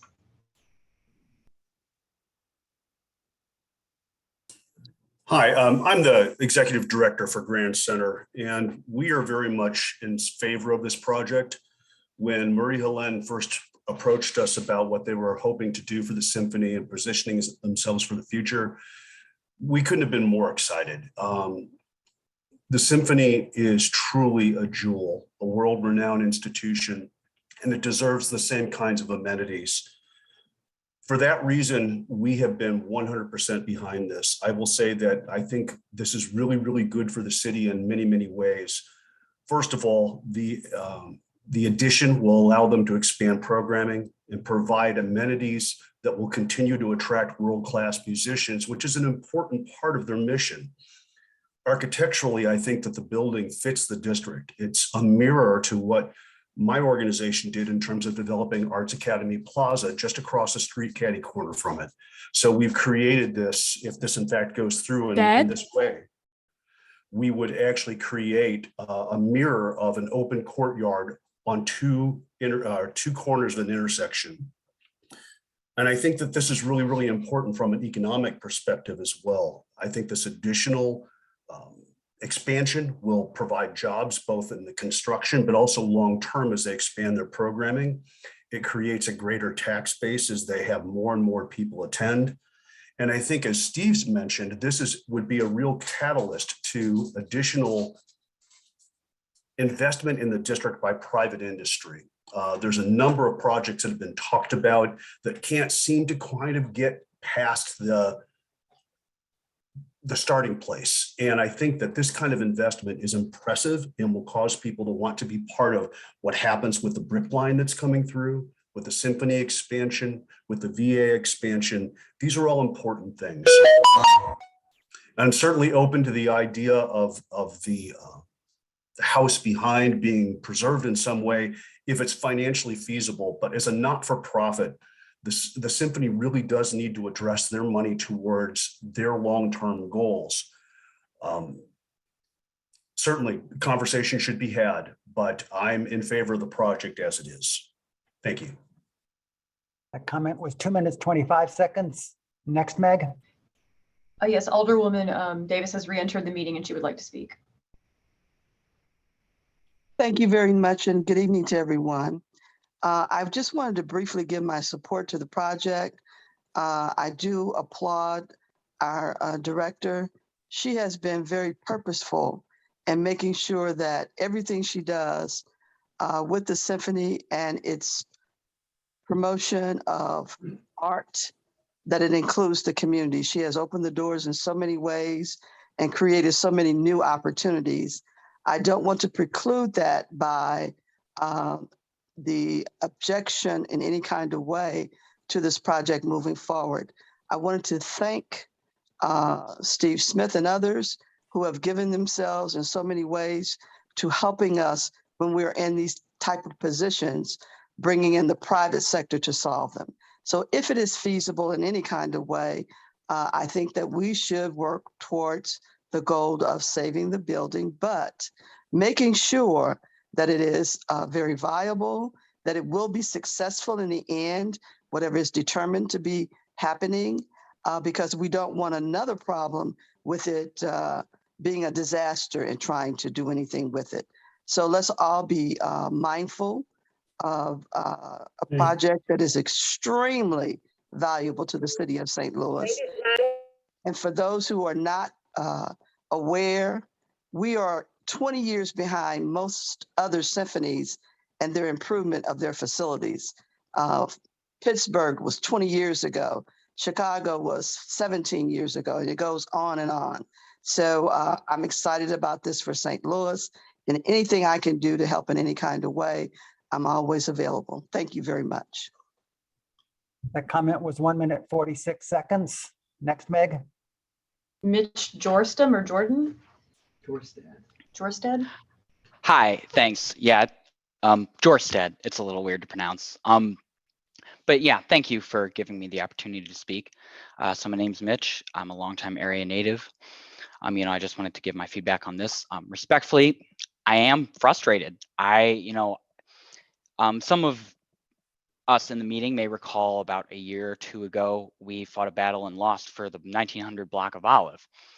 And back then, it felt like we were compromising our historic architecture for something as an unnecessary sacrifice.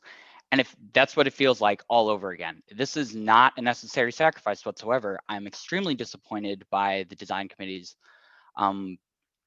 lack of engagement with stakeholders with this building, lack of research regarding this building's significance and the surrounding fabrics significance. And frankly, I think there definitely should be more effort put into saving this building. This is such a great asset.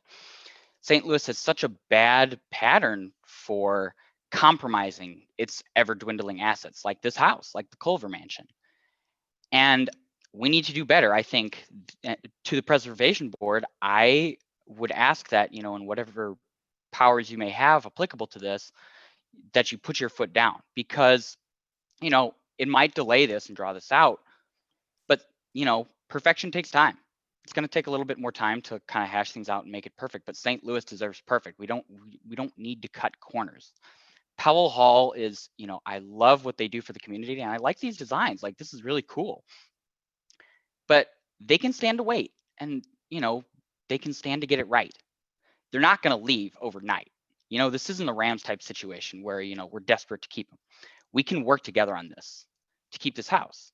This is important. I know it's just one house, but every little piece builds the fabric that makes St. Louis St. Louis. Part of our identity is our beautiful architecture, our beautiful homes that reflect our glorious past, as as was mentioned. So I think that more effort needs to be put into keeping this house. It felt almost the approach almost felt dismissive toward this house, like it was given a cursory glance and not given a chance to survive. And so I think we need to look back at that. St. Louis needs to stop compromising, and we need to hold our treasures tighter than ever before if we ever want to be the great city we once were. Thank you for your time. All up in my face. Yeah. Comment was 2 minutes, 45 seconds. Meg, who's next? I am a menace, smacking this balls like a tin. Apologies, we are dealing with some crashers apparently. Our next speaker is Nathan Jackson. Before we go to Mr. Jackson, there are some people who have signed up to speak who have either first names only or have names that do not include a first and a last name. If you'd like to speak, we are going to ask that you give us your first and last name and you label yourself thusly. Thank you. But the next speaker is Nathan Jackson. Hello, my name is Nathan Jackson, and I am the owner and founder of St. Louis History and Architecture, a tour company, and I also run a Facebook page and write articles on different 19th and early 20th century buildings, such as the Culver Mansion, which I actually wrote an article on before I knew what was proposed here. Sorry, that wasn't me. The Culver Mansion, I believe, is actually one of the city's most historically significant houses, with, I wouldn't say even 100 houses being more significant than it. And to remove that house with this new addition to Powell Symphony Hall would significantly detract from the entire historic neighborhood of Midtown. Now, for those of you who have been to this area behind, there are only about 5 or 6 remaining 19th century mansions in the little district behind Powell Hall. And to remove the Culver mansion would be remove the most significant of all of those. And even though the Culver mansion itself is not actually on the National Register of Historic Places or under any historic protections, it provides a very, very important context with a neighboring house, the Robert Henry Stockton Mansion, which is in fact on the National Register of Historic Places. And Lucius L. Culver and Robert Henry Stockton together founded the Majestic Stove Company. So like we have the Magic Chef Mansion, which as a city we revere and is open to the public for tours and everything. Why do we sit here and discuss the demolition of a mansion of equal significance? It actually baffles me that this mansion was never put on any sort of historic register, as it's equally significant to that one. Also, the architect Jerome Bibb Legg is important in the history of the symphony, as well as in designing this house, as back in 1882, Jerome Bibb Legg also designed the Music and Exposition Hall for the city of St. Louis. So not only does he have significance with this house, he has significance with the symphony and the musical history here in St. Louis. And also every single other one of his architectural designs pretty much is listed on the National Register. In my recommendation, I believe that this house either should be moved or the design should be reconsidered to incorporate the house in some way where it's built around it and like in some way to keep the integrity of the 19th century Midtown neighborhood intact, and so we can preserve what's left of it. We've already lost probably 500 to 1,000 homes, many of which were perhaps equally, if not more significant than that one. Let's not lose another one when this is most likely avoidable. We could move this mansion, or we could build the symphony addition around it. It is definitely possible, even if it's not the most cost-effective way to do things. Considering the budget is $100 million, I don't see why spending an extra $250,000 or so to move it. That would be absolutely the right thing to do, and it would keep the integrity of this neighborhood and would keep what was probably one of the 100 most historically significant homes in the city still standing. Thank you for your time. Thank you very much. That comment was 4 minutes, 59 seconds. Next, Meg. Next is Liz Gerard.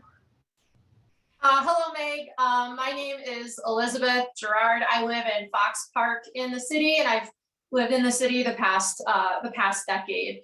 So I'll keep this short because many people have logged on to express my thoughts previously, but wanted to speak in opposition of the proposal due to the demolition of the house on Delmar. I think in any other city, the Culver house would be incorporated in such a high profile project, or at least moved to one of the hundreds of vacant lots close by. So I think the demolition in such a high profile location sets precedent for future demolitions. And I am baffled that this house is viewed as an obstacle instead of an asset. And that's been the tone in which people have described the house. So, and I would also argue that the preservation of this building is in fact, part of the mission of the symphony, and it's part of the mission of the symphony to listen to the concerns voiced in the community. So as someone who works in finance and community development, I know there are ways to make these types of projects economically feasible, and I would encourage the team to think more creatively and listen to the dozens of voices here speaking in opposition. And I think we need to do better as a city, and I think this can be much better.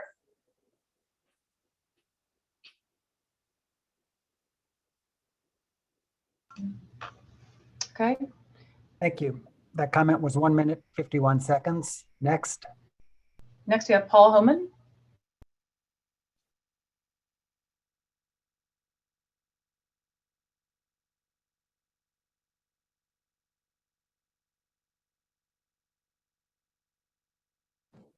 All right. Can you guys hear me now?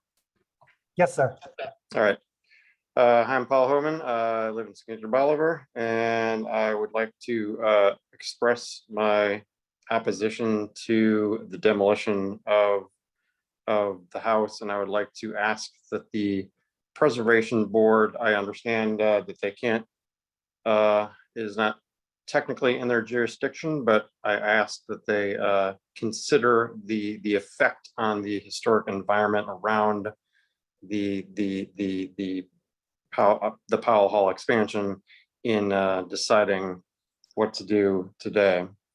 And I also understand from an architectural and a programmatic standpoint that the house would not easily fit in with the expansion, and that the theater needs a back of house space, and that probably needs to go where the house is. So I would say that that the symphony should feel an obligation to move the house. I completely disagree that the symphony doesn't have any obligation here. The symphony is an arts institution, and therefore they really need to kind of respect the environment and historic nature of the environment around them, as well as the community, which obviously there are a lot of people who are concerned about this. So I would ask that the symphony take that into consideration, especially since it sounds like somebody just donated land to move the house to.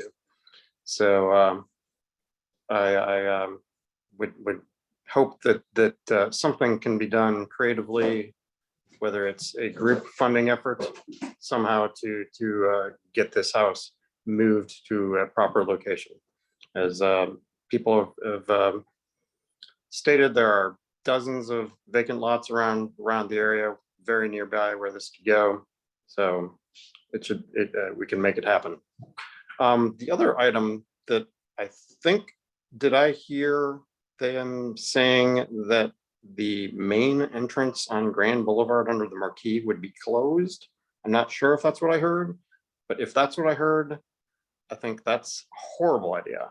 I understand that managing entrances to a theater or something like this, or a stadium or whatever, any kind of venue is challenging, but I don't disagree with adding this new arched entrance to the kind of southeast of where the main entrance is, but I would strongly feel that the entrance on Grand Boulevard should be maintained as an open entrance as part of the preservation of the building. I think that's it. Thank you. The comment was 3 minutes, 20 seconds. Meg, who's next? Next speaker is Jeff Vines.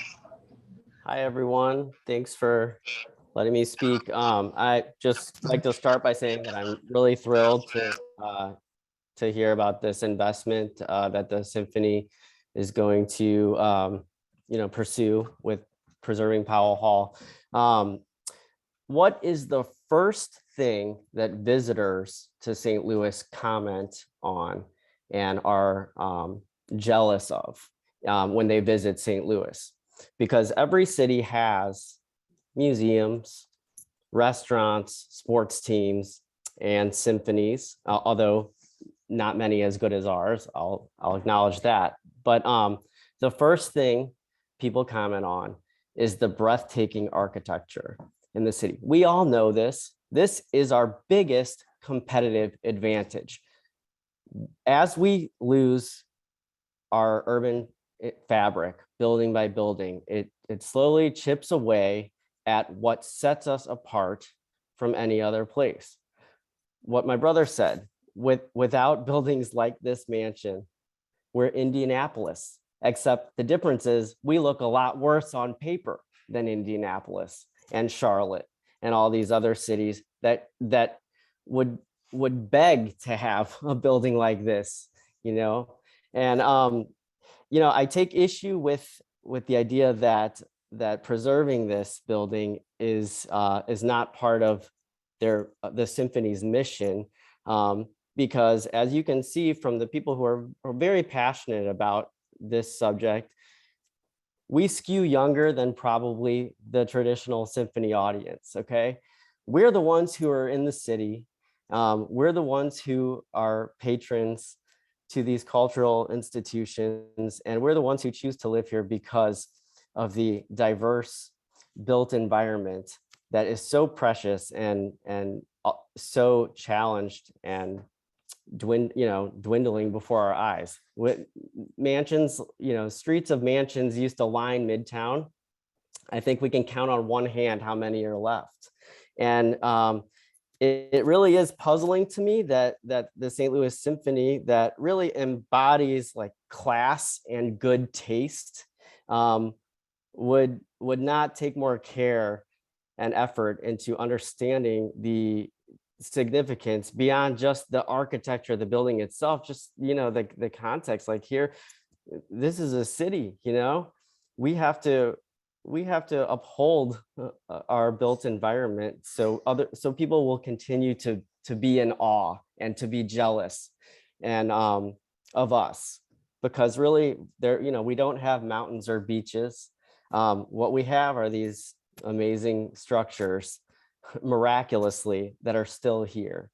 And and I to the point about the mission of the symphony, here's your opportunity, St. Louis Symphony, to be heroes, to make some real buzzworthy, newsworthy story here. Move the building, okay? You're halfway there. Steve Smith graciously offered the land. You can do this. These things are not mutually exclusive. I think the design is great. I have no problem with it. I think it's modern and cool and fresh, but it's not either or it shouldn't be, especially from the symphony. I really hope that the proper care and time and thought is put into this before you make an irreversible decision that would truly make St. Louis, less of the city that we love. Thanks.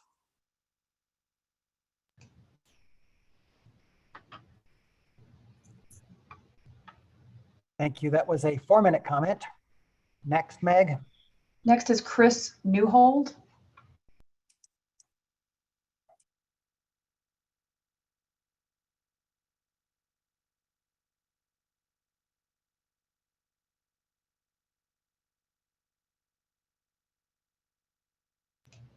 Might not be here. Mr. Newhold may have left the meeting. We're checking, but in the meantime, we can move on to the next person, who is Kimberly Avanbaugh. Hello, good evening. It's Kimberly Avanbaugh. I wanted to applaud the architect for their modern design. I am a practicing architect and appreciate the dance here with the historic architecture. However, I am frustrated, as many others before me have similarly shared frustrations with the blatant disregard for the history of the area and the contextual architecture. I find the objection to a 3-hour firewall due to the openings on the adjacent residents to be a ridiculous excuse, especially given the square footage used on the site for more suburban, less urban uses. I think there are a plethora of options here, and the I found this to be frustrating prior to today's meeting, and now I am actually rather livid at the blatant turning back to the city, the architecture, and as many others have said, our history. I'm very excited for the investment in the St. Louis Symphony. It's very much needed. Powell Hall does need an upgrade. And as an architect, I understand that $100 million budget is not to be used lightly here. However, this is not acceptable. And the cultural institutions of the city should set a precedent and work to not only save our history and continue as they're saving Powell to save the context, but also set that example that I was referring to for others, both in our city and nationally. Take Kansas City as an example, and the development that was done at the Kauffman Center did not infringe on the Webster House. I think a similar precedent could be used here in an incorporation of the building into this property, and as a benefit both to the symphony and the community and future development. Thank you for hearing my thoughts. I hope that the board is able to balance all of these competing needs without a short-term vision and need to appease development. Thank you. Thank you very much. That was a 2-minute and 38-second comment. Next. Next is Lucy Hannigan. Hi, just briefly, I have a suggestion for the use for this beautiful building, which it would be beautiful if it was renovated, is to put it over on the parking lot and use it as an ultra charming guest house for your bedroom musicians and maybe for fancy parties and things. So that would be a nice use of that building and everybody would be happy. Thank you. Thank you very much. That was a 21-second comment. Next. Next is Imran Hanafi.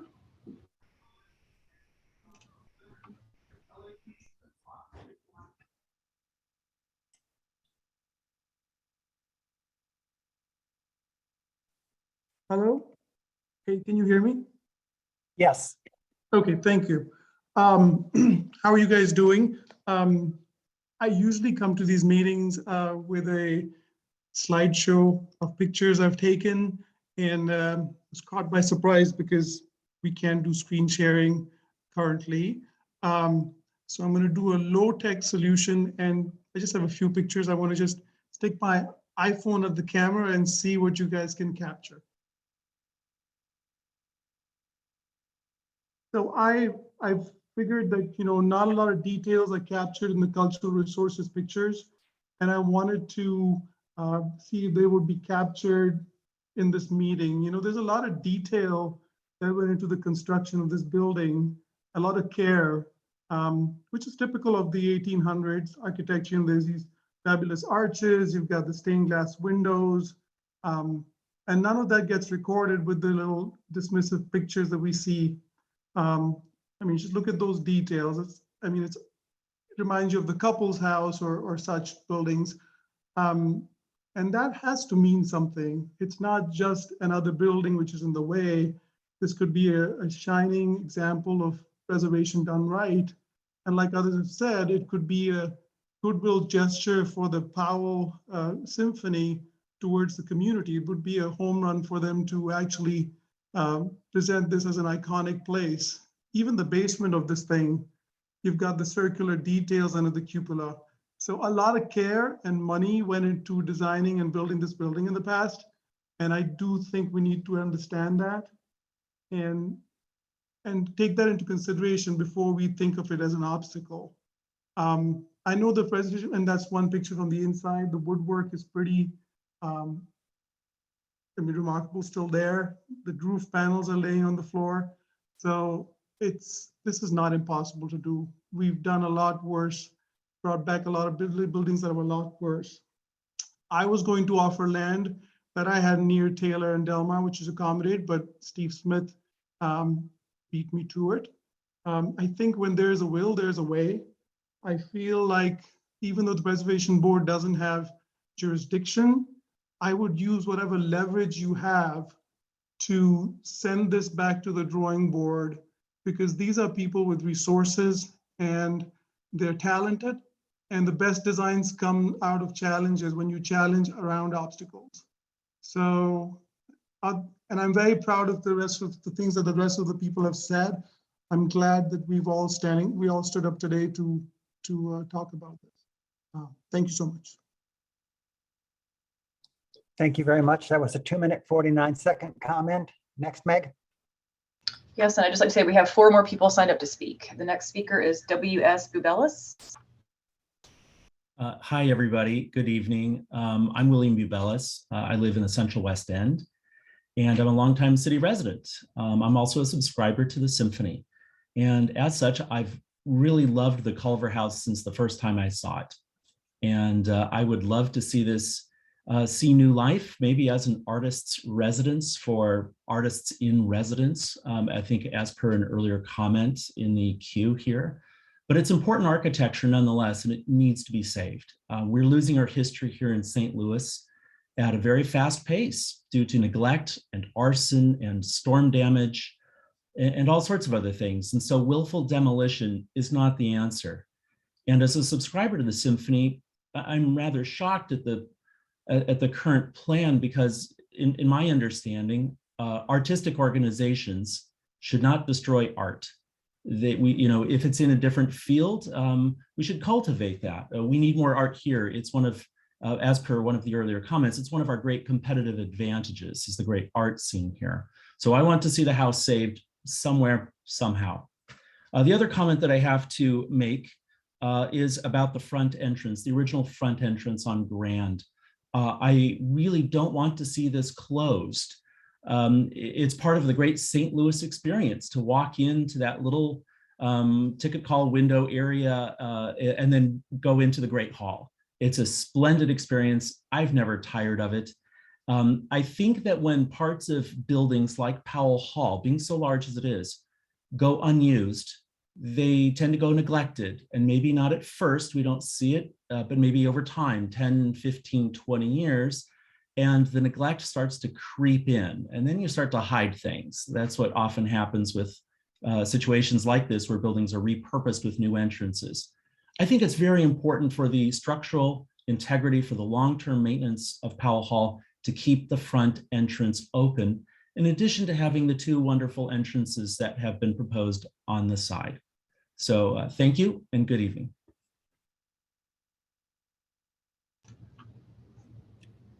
Thank you. That was a 2-minute, 14-second comment. Meg, next. Next is Rebecca Bolt. Hi, I'm Rebecca Bolte. I'm a native of St. Louis. I live in Shaw, and I have a business on Cherokee Street. And I just want to echo everybody else's opposition to the demolition of the Culver Mansion. I think it's a institutional building that does add to the fabric of the community. And we cannot afford to lose another building like that. I feel like every time one of these historic buildings gets demolished, a little piece of my soul dies. And as somebody else mentioned, that it's the path of least resistance. But as a citizen of this city, I am standing here ready to make it not the path of least resistance. I'm ready to resist. And if that means direct action or organized protest, I'm willing to do that. I really do not want to see this building demolished. And I love the symphony. Been going since I was a kid. It's amazing. Thank you. Comment was 1 minute and 11 seconds. Meg? Next is Brian Hadley. Hi, good afternoon. Can you all hear me? Yes. All right, thank you. I appreciate letting me speak today. First of all, I do want to say that the St. Louis Symphony Orchestra, I do feel fundamentally is an incredibly important institution. And it has had a profound impact on the legacy of Grand Center. And it's just an extremely important piece of the fabric. That being said, even though I admire the symphony as an institution, I do have a large problem with this current proposed project, primarily pertaining to the Culver house. But there are some other things that I do want to talk about, so I'll try to briefly go through my points. The first point is earlier in the presentation by the architect, it was stated that the northern side of the hall that'll be part of this expansion was considered an enhancement. I'm afraid that's not how I view it. It seems to me that, and there seems to be some sort of it's almost like a perpetual narrative that's occurring here. And I don't know if it's unintentional, but what I noticed is that great attention is being given to the southern portion of Powell Hall, whereas the northern portion, essentially, with the exception of maybe a little bit of nice landscaping, appears to be just a long wall along Delmar. And so as it stands, as far as I'm concerned, I feel like it just perpetuates the Delmar divide, just to be honest. It's a statement that you put this relatively blank wall along Delmar, and then you give all the attention to the south of the hall. Where's the improvement here precisely, other than also then you're taking down a historic mansion as well? To my next point, overall, this design, I do like contemporary design to a point, but it just seems disjointed in terms of where it is or how it corresponds to the original structure. I know a lot was mentioned about brick and material and metal and things like that, but I'm sorry, it does not relate to the structure in any way as far as I'm concerned. I know a lot was said about the arches. The arches don't resemble the arches on Powell Hall whatsoever. This is a highly interpretive design that I feel like, as a freestanding building would be fantastic, but as a part of Powell Hall, no. I do highly stress that I feel you should consider revising this design on that point as well. To my last point concerning the Culver house, I think resoundingly, you've heard most people say we prefer that the house be saved and preserved rather than demolished. It's a hard place you're in. It's between a rock and a hard place, but I think there are solutions here. As mentioned, of course, several times, the gentleman offered a lot. That's one solution. But otherwise, consider maybe, I don't know how feasible it is, but that's up to you to figure out. Wrap the new facility around the house, consider relocating where the facilities are for the backside of the house. Do something, because, otherwise, as was mentioned by the other speaker earlier, what you're going to face as a symphony, as much as we love you as an institution in St. Louis, you're going to face a massive pushback, particularly from the preservation community. There will be protests, and this is going to end up being just more of a headache than it needs to be. So while we're here, please hear our voices and consider changing what it is you're planning to do. Thank you. That was a 3 minute 59 second comment. Meg, what's next? The last person signed in to speak is Elizabeth Olwig.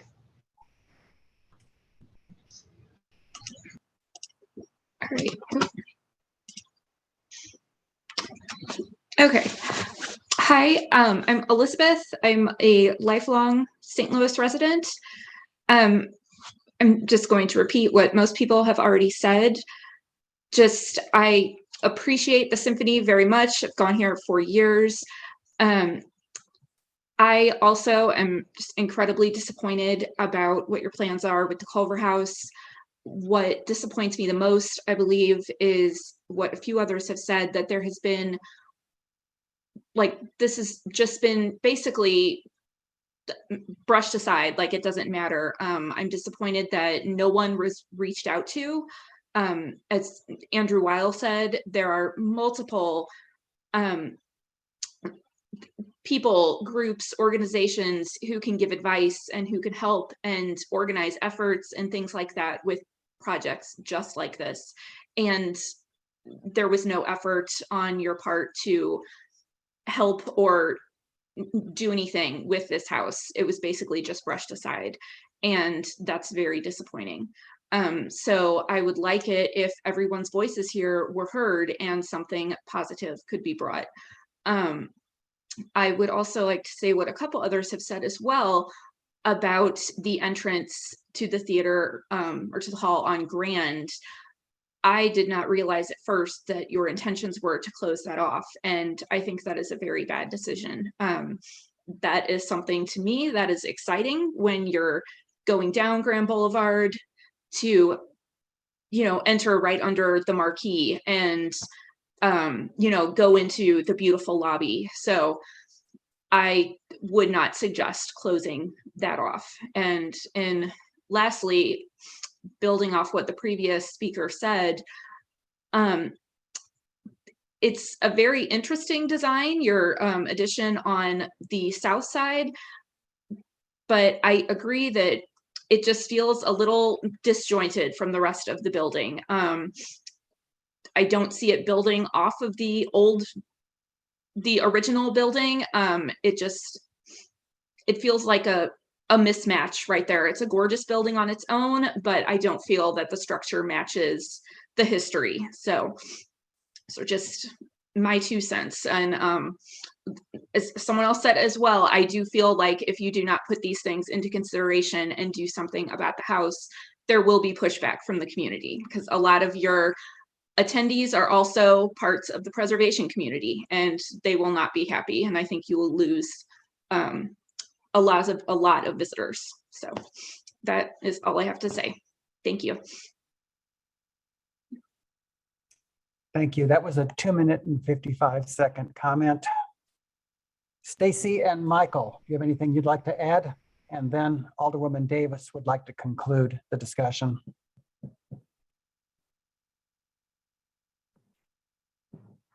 Michael, are you still on? Yeah, I'm here. Can you see me? Hi. Hi.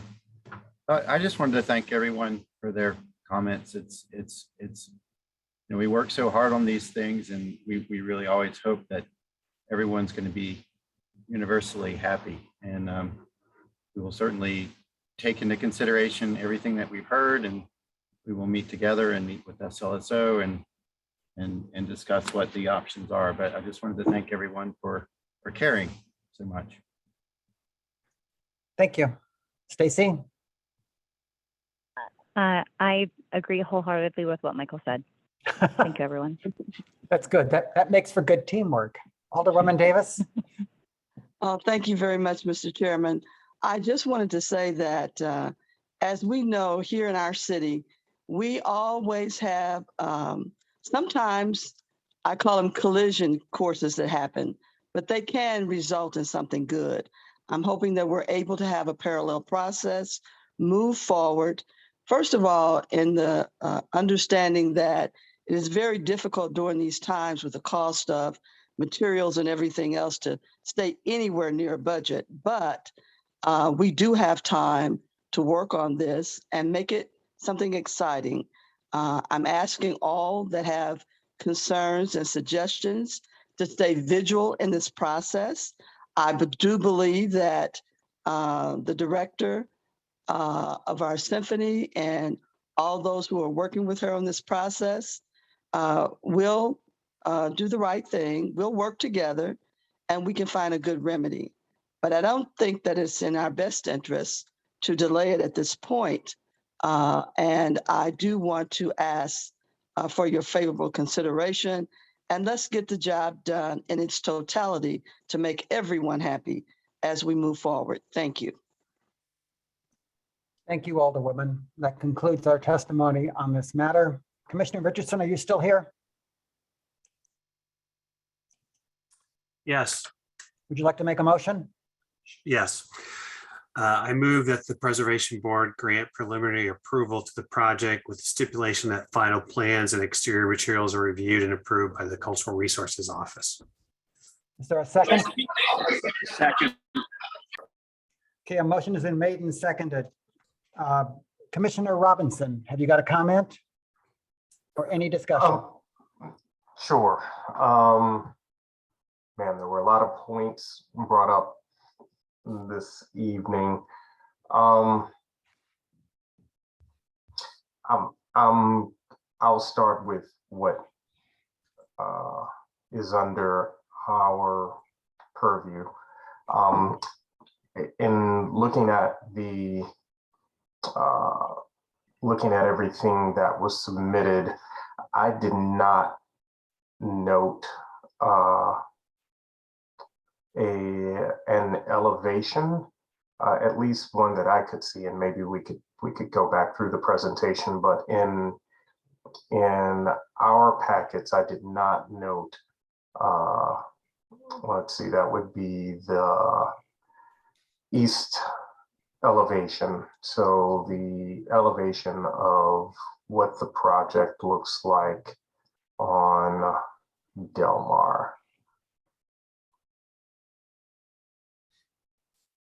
Which is, okay, so that is east facade, okay.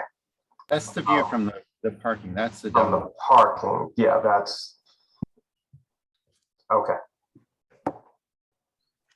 If you go up one slide, yeah, the other slide is looking straight at. Okay.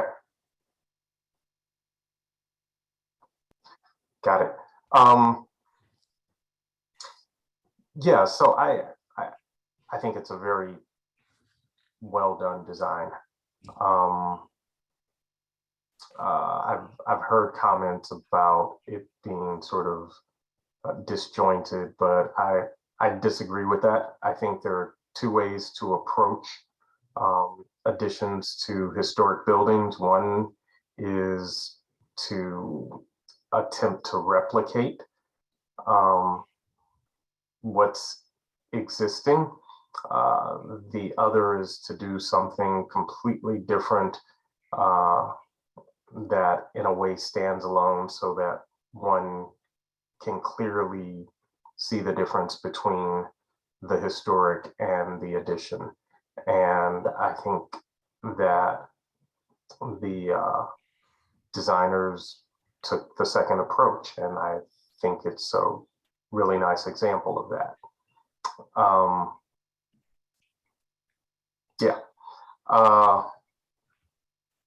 What's not under our purview is the house, unfortunately, and I've heard several comments about what we could do, but we have no jurisdiction whatsoever. Although it sounds like there seems to be remedies within the community that could potentially save the house and relocate it. And so I would think, given that and given the strong concern from the community, that the symphony would take that into consideration in how they move forward.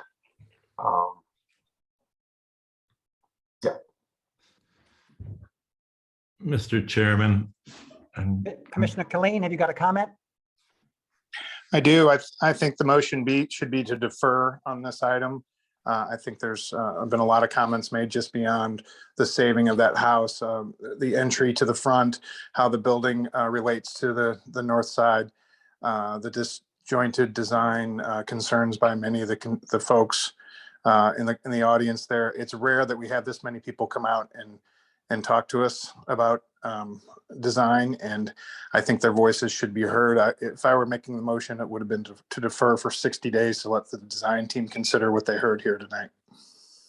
I agree with Commissioner Richardson, have you got a comment? Yeah, I don't, I stand by my motion.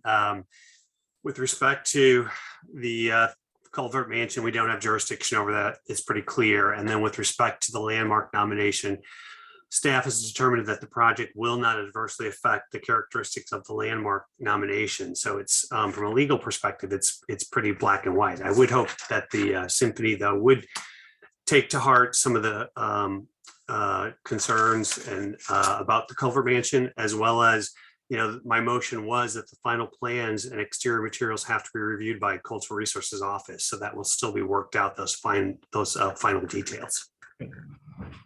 And I'd like to jump in here. No, Commissioner Weber, have you got a motion? I'm sorry, Commissioner Weber, have you got a comment?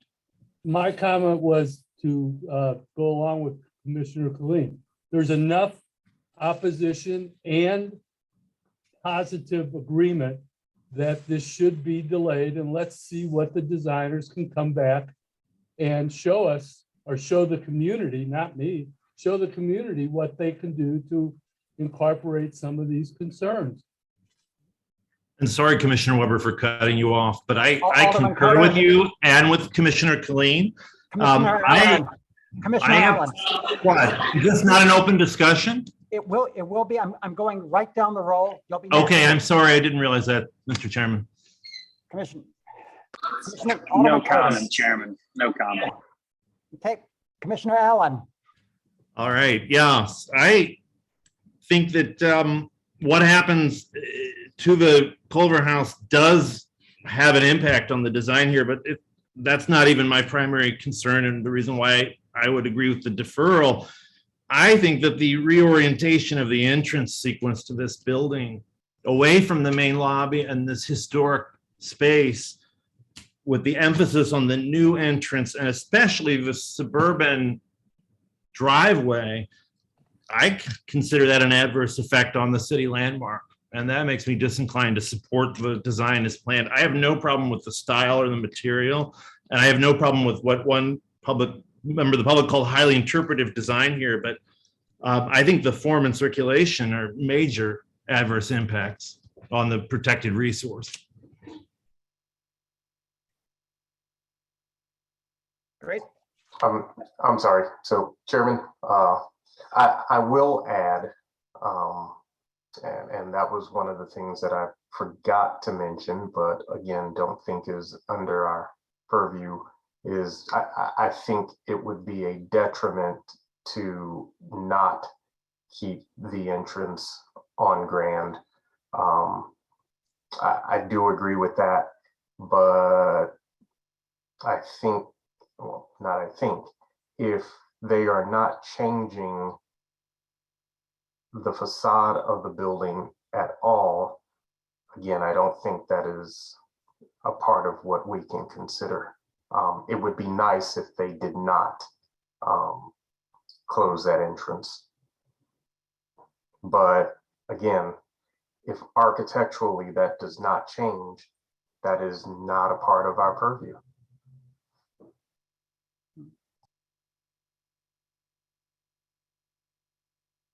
Commissioner Richardson, you want to close? I renew my motion.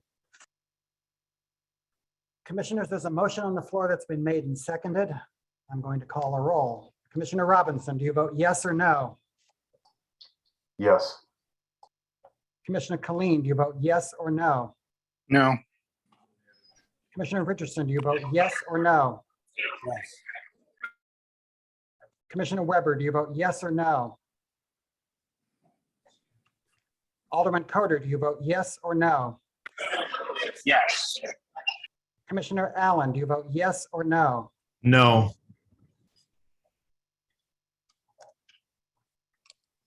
Commissioner Weber, are you here? I believe Mr. Weber had to leave the meeting. Commissioner Hamilton, are you here? Ms. Hamilton was unable to join us this evening. Okay, the chair abstains on this vote. There are 3 yeses and 2 nos. The motion carries. Thank you, commissioners. We're going to take a 2-minute break and then come back and deal with our last agenda item.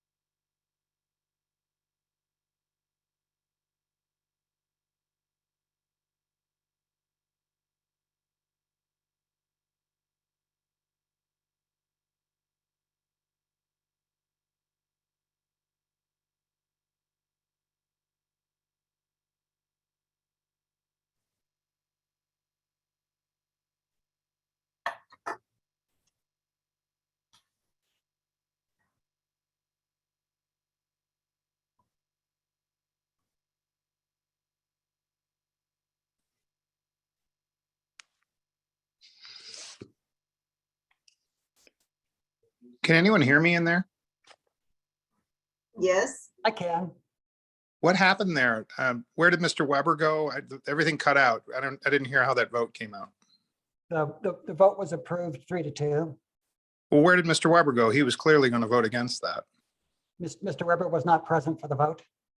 So was there a technical issue? I think I would question that vote, and I would think it would need to be retaken. No, there was no technical issue. He departed the meeting.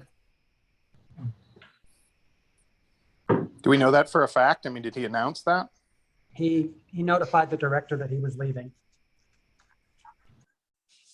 For the record, I know I heard and saw that.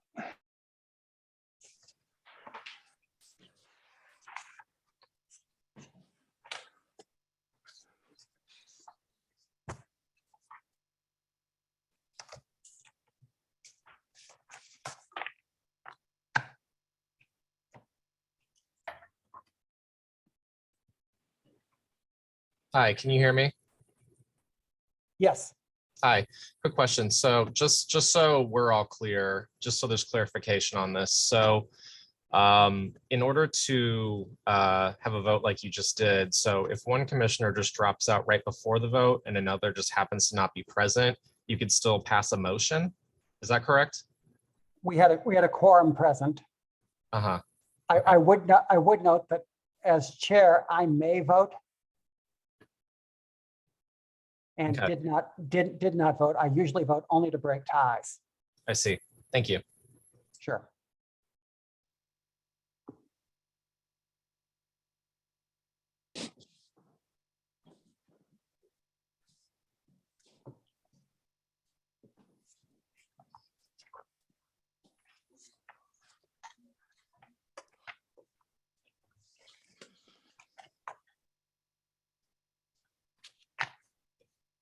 Okay, commissioners, let's get back to it. Before we do, apparently there was a technical issue at the end and some people did not hear what we did. The motion was that the Preservation Board grant the preliminary approval to the project with the stipulation that final plans and exterior materials are reviewed and approved by the Cultural Resource Office. The motion was seconded, and on a roll call vote, the motion was approved 3-2. Next, calling agenda item C, 490 North Kings Highway Boulevard. I'm Jan Cameron from the Cultural Resources Office. This is a preliminary review application to rehabilitate this building, which is the Reliance, currently called the Reliance Building, part of the city landmark of Holy Corners, part of the National Register District of Holy Corners, and within the boundaries of the Central West End Historic District. So it's a 3-ring item. This is the building. It was initially built in 1925 as a showroom and service center for the Castles Wilson Buick Company. Next, please. This is the location. The project will construct a 5-story tower in the center of the building and rehabilitate the, you could call it rehabilitation, the first 2 levels as parking for the apartments on that tower.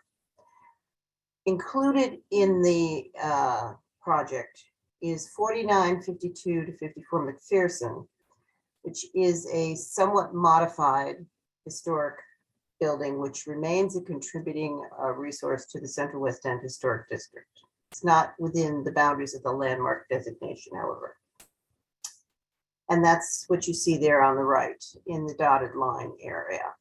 The reason for the removal of the building is to accommodate parking access to the 2 levels of parking. Next. Just for those who may not be familiar with the Holy Corners, there are 9 buildings in it.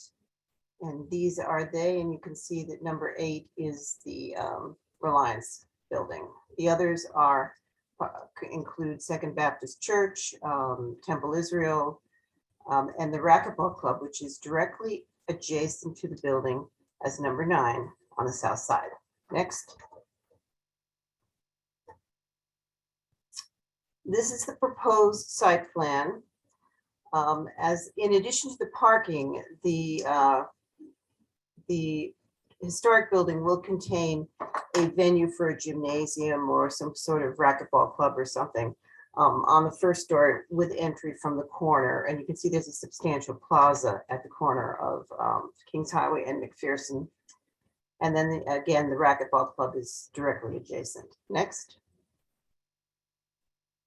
This is the 3rd story, and it shows how at the request of the Cultural Resources Office, the initial proposal of the tower was withdrawn from the existing facades of the Reliance building.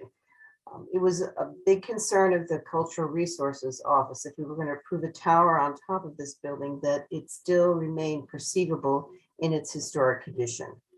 Next. And this is the proposal showing now a roof garden that has been able to be added since the tower was moved backwards from what was essentially very close to the parapet of the Reliance building. And I think that you can see in this illustration that the building can still be discerned as it's in its original context. Next. This is the McPherson elevation. Again, there will be an addition for additional parking on the left side of this elevation. And again, the architects at our request have withdrawn them back so it's still perceivable that of the original scale and materials and design of the Reliance building. Next.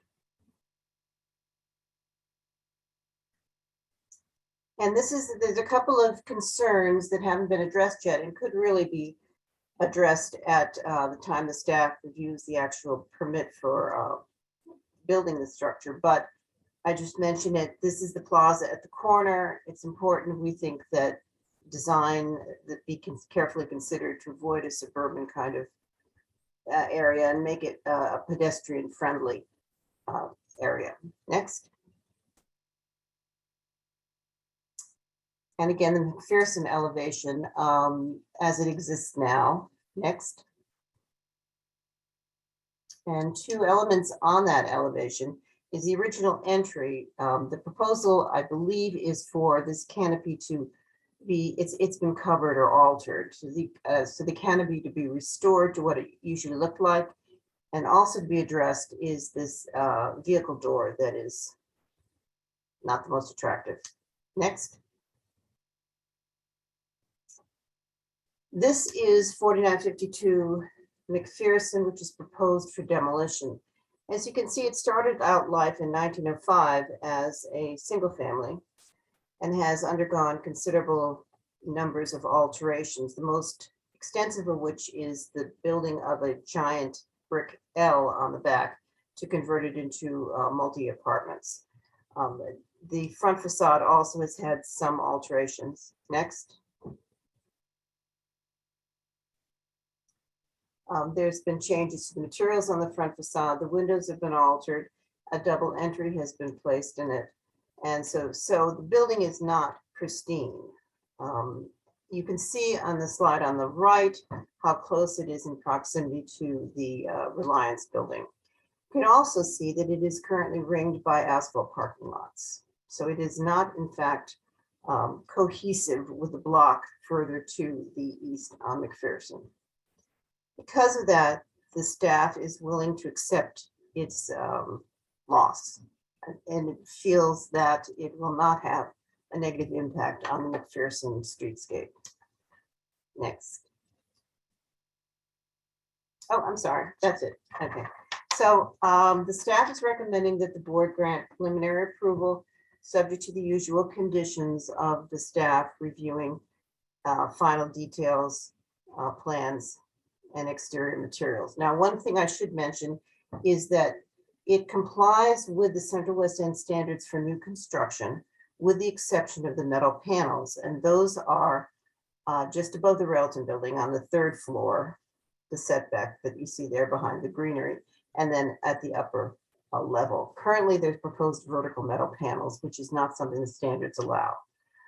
The staff is reasonably supportive of this, but if the board felt that cement panels would be a more appropriate material, we would be happy with that as well. I have a couple of letters that you've already seen and been submitted to you. One from Peter Thatcher, who is primarily concerned with the demolition of 4952 McPherson, and he feels it's unnecessary for it to be torn down. Another one is from Ryan Day, also in opposition to the demolition of the McPherson building. A letter from Brian Coldy, considering he had actually apparently looked into the building and sees some significant interior architecture features that he would like the board to consider, but of course, we don't have any jurisdiction over interiors, but it's something they would like the developers to consider. And finally, I have a letter from the Central West End Planning and Development Committee from Jay Dwyer, Chair, in support generally of the project and also regarding the demolition of the McPherson building. Any questions? Commissioners, you have questions for Jan? And did you work with this applicant to see if there was a solution that involved not taking that house down? There really is not, given if we go back to the site plan, Bob, because they need 2 levels of parking, which is, it's important that they have the access to get to the lower level. And that's why the house is in the way. Sad to say, but there it is. And again, I want to emphasize that it doesn't convey exactly its original historic appearance of 1905. It has considerably been altered in many different ways. So, and it is currently distinct from the block face. So that was the reason that the staff felt that it was they were willing to accept its loss. Thank you. Further questions from commissioners? Jen, I have a question. The agenda described it as a tower, and in repeating the description, I also called it a tower, and people told me that it was not a tower. Is it a tower? I thought it was a tower. People sent me pictures of towers. I got It's castles. not a tower because it's only 5 stories. I don't know if it was mass or height or what. Karen Baxter Bodie, are you still on here? Karen, is it a tower? I think that what they might be referring to is more of the fact that visually it's vertical if you're looking at it straight on from Kings Highway. It just because it looks more vertical. It's tall, and it's adding 3 stories on top of a 2-story building. Okay. 5 stories actually. Yeah. This is Michael Hamburg, the applicant. Is it all right if I make a quick comment? Please. Actually, we're ready for you to do your presentation. Yeah. Okay, awesome. And I don't have any, formal slides in addition to what we've already seen on the screen. So this is perfect, and can try to keep this pretty brief. I mean, first, thank you, Chairman, and the rest of the board, and Jan, and everybody for your consideration and the presentation and hearing us out here. I guess just to start, as someone who's developed and redeveloped historic buildings in the city previously and has utilized historic tax credits and really tried to preserve the fabric of our city as much as possible. This building was really a unique challenge and something that was really exciting for, myself and the designers at Arcturus to try to get our hands around, because we really wanted to find a way to preserve what, we feel like had to be preserved and what is a very important building and a very important, corner or corners of our city. A couple of things I wanted to touch on, and I feel like we've accomplished that with a way to add on to it and kind of maximize the highest and best use of the site while differentiating, which I think we've talked about a couple of times. I've heard mentioned tonight as something that's very important. A few things I did want to touch on. Tower was actually one of them because, this is, for all intensive architectural and code purposes, a mid-rise building. It's a 5/2 design. It does not trip any kind of high-rise codes, and I do not think should be considered, as a fraction of the size of 100 Kings Highway or another proposal that's been recently, put forth for a neighboring site. This is nowhere near the scale, even a fraction of that scale. So I did want to touch on that, and I'm glad that was brought up as a question. Another piece that I know was mentioned, which is not maybe part of the purview here, is just the interior of the existing building. This building, was built and has always been used primarily as car storage. And so the inside of this building is largely a concrete shell, especially the upper floor of the building.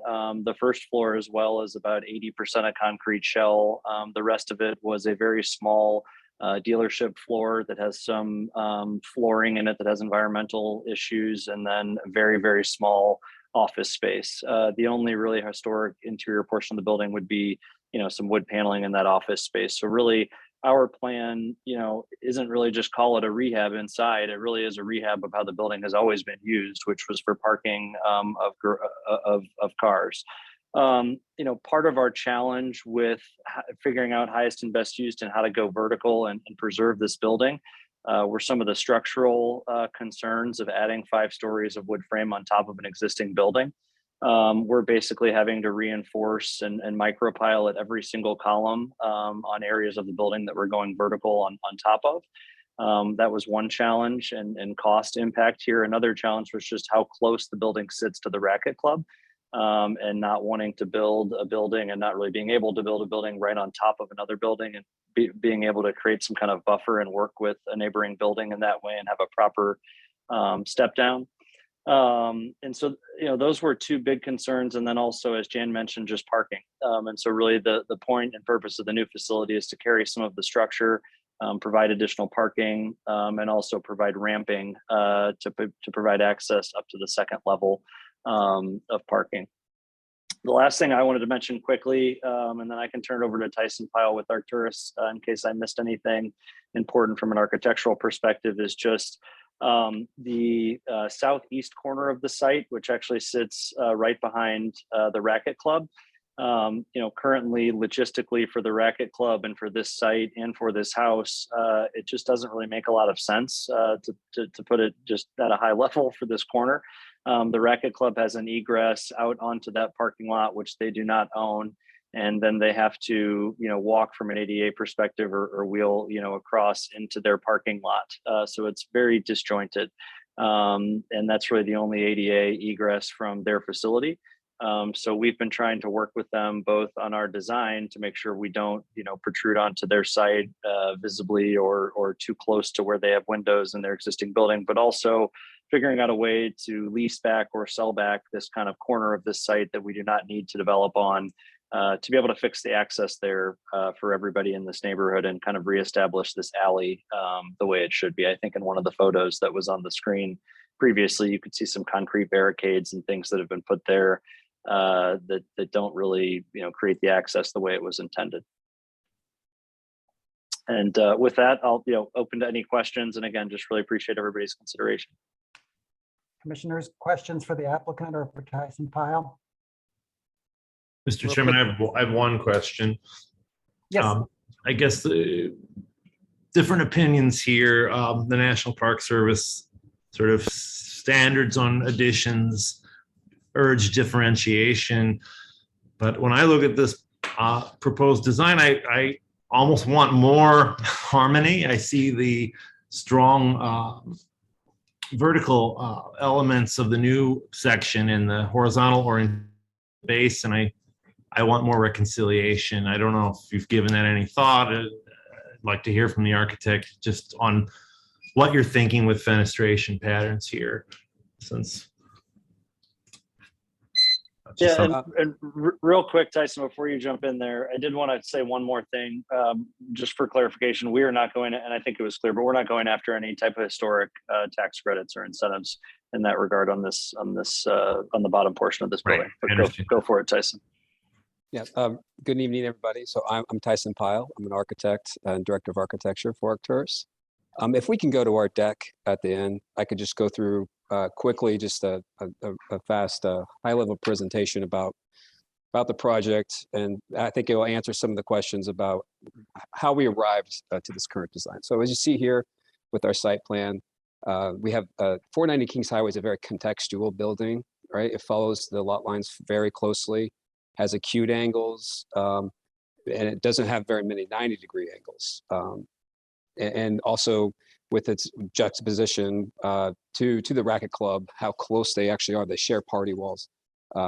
Having our development ways back from, as Michael has said, it's pretty clear the site lends itself to a certain way the building has to sit on the site. Next slide, please. So on the site plan here, our proposal is 5 stories, type 3A, so it's a wood construction over the top of an adaptive reuse of 490 Kings Highway. And then what we're also proposing is this new podium building where that water feature or pool is. And that is expressly for a ramp, an internal ramp to get up to the second floor so we can get our cars up there. We looked at multiple ways. Initially, we did a couple studies of how to do this internally. Oh, if you could go to the next slide, please. Internally, we looked at trying to put a ramp in there. There's the original building, which was built in 1925, cast in place concrete. There's an addition, as you see, where I think I have it 44 spaces, that text. That addition is post-tension concrete. So they have massive concrete beams that are about 3 feet deep that span that clear span, which made a lot of sense for servicing vehicles. But to punch through on either side of these, the newer construction or the older building, quickly became not feasible from just constraints of the column lines to the distance we would have to go floor to floor to try to get a ramp in. That quickly was just not an option. The way that they had been circulating through the site or through the building was with a car elevator, which is where we're locating our new passenger elevators. And clearly the problem with the car elevator in a residential setting is that elevators all have to be serviced. And if you happen to have a car on the second floor, you're going to be out of luck if that ever breaks down or has to be serviced. Plus the service level is just simply queuing up to use an elevator to go to second floor. It's just not something that's going to be feasible for the project itself over the long term. As you see through our auto turn diagrams, using the parcel of the house is critical for us to get the tightest ramp, the sort of half circle, to get up to the second floor. But we do not need the rest of the site, as Michael had mentioned. So we saw this new addition as housing a lot of the core elements. This would be a trash chute, an enclosed trash room. This is where another exit stair comes down. So it was solving a lot of problems that the original building we were just having, we weren't finding good solutions to. And then as we get to the next floor, we simply just punch through one of the existing windows to access that parking. Next slide, please. And as you can see here with the column layouts, we did extensive auto turn diagrams to be sure that we can park on that level. It's one thing to park cars for servicing, and you can park them anywhere if it's valeted. It's another thing to have tenants do it. So we spent quite a bit of time working out, making sure that this does work. And as you can see, we have the ramp coming up, a small jump ramp to make up that last little bit to get up to the second floor. And this is primarily what the second floor is like right now. It's open, with parking and some exit stairs. Next slide, please. And on our amenity deck level, you can see how we set it back. It's set back as far back as we can, and to hit the structural constraints, we are micropiling everywhere this building sits over our column grid. And to give you a sense of that kind of cost, each column is going to take between 7 to 10 micropiles at, somewhere close to like $8,000 a micropile times, I think we got like 55 columns, 60 columns. So it starts to, the sunk cost already of the building itself, we're trying to minimize, I guess what I'm getting to is we're trying to efficiently and minimize how much of the overbuild we can get. And so that's why we initially had to push closer to the edges. But as Meg and Jan aptly pointed out to us, that while that might have been good for our pro forma, it wasn't good for the existing building. So pulling it back, while it's not as efficient as we would like to, it does actually create a really nice and generous feel to those street fronts along Kings Highway in McPherson. So it's very, I think it was a very good and good suggestion. And I really love it. And the rest of the spaces, you can see we have a small pool area with green roofing at these terraced areas.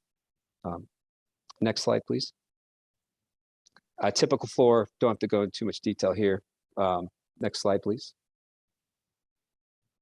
And then, our technical straight on elevations. It's really difficult to get straight on elevation of this building because of its unique nature, but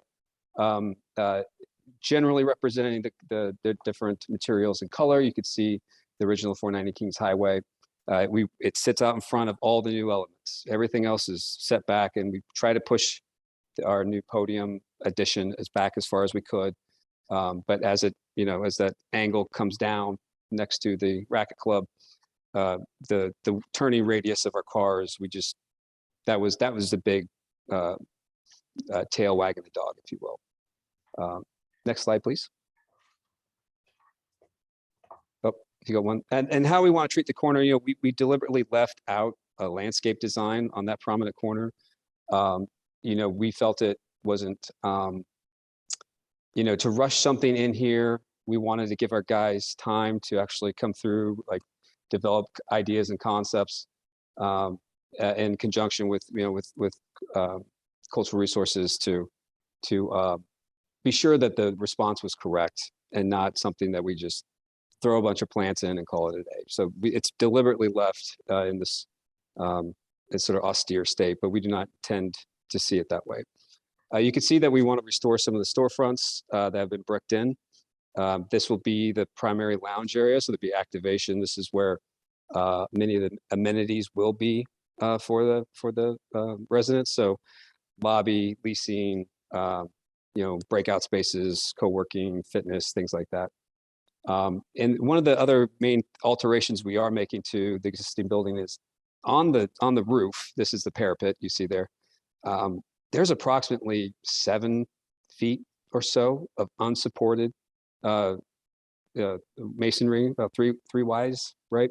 So it is, if you go see this building, it is visibly canting and moving. And so we would like to pull that parapet down to actually the height at one of the steps, as it steps itself down as it goes along McPherson. So we would like to pull that down to one datum going all the way around.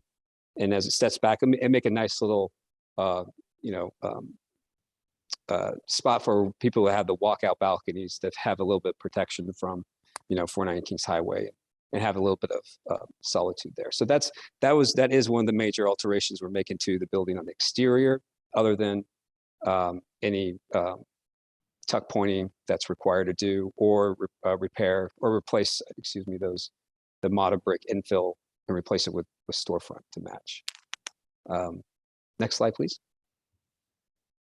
As you can see in context, next to the Racket Club, Holy Corners, and then some of the larger what I would call the towers down Kings Highway. Next slide, please.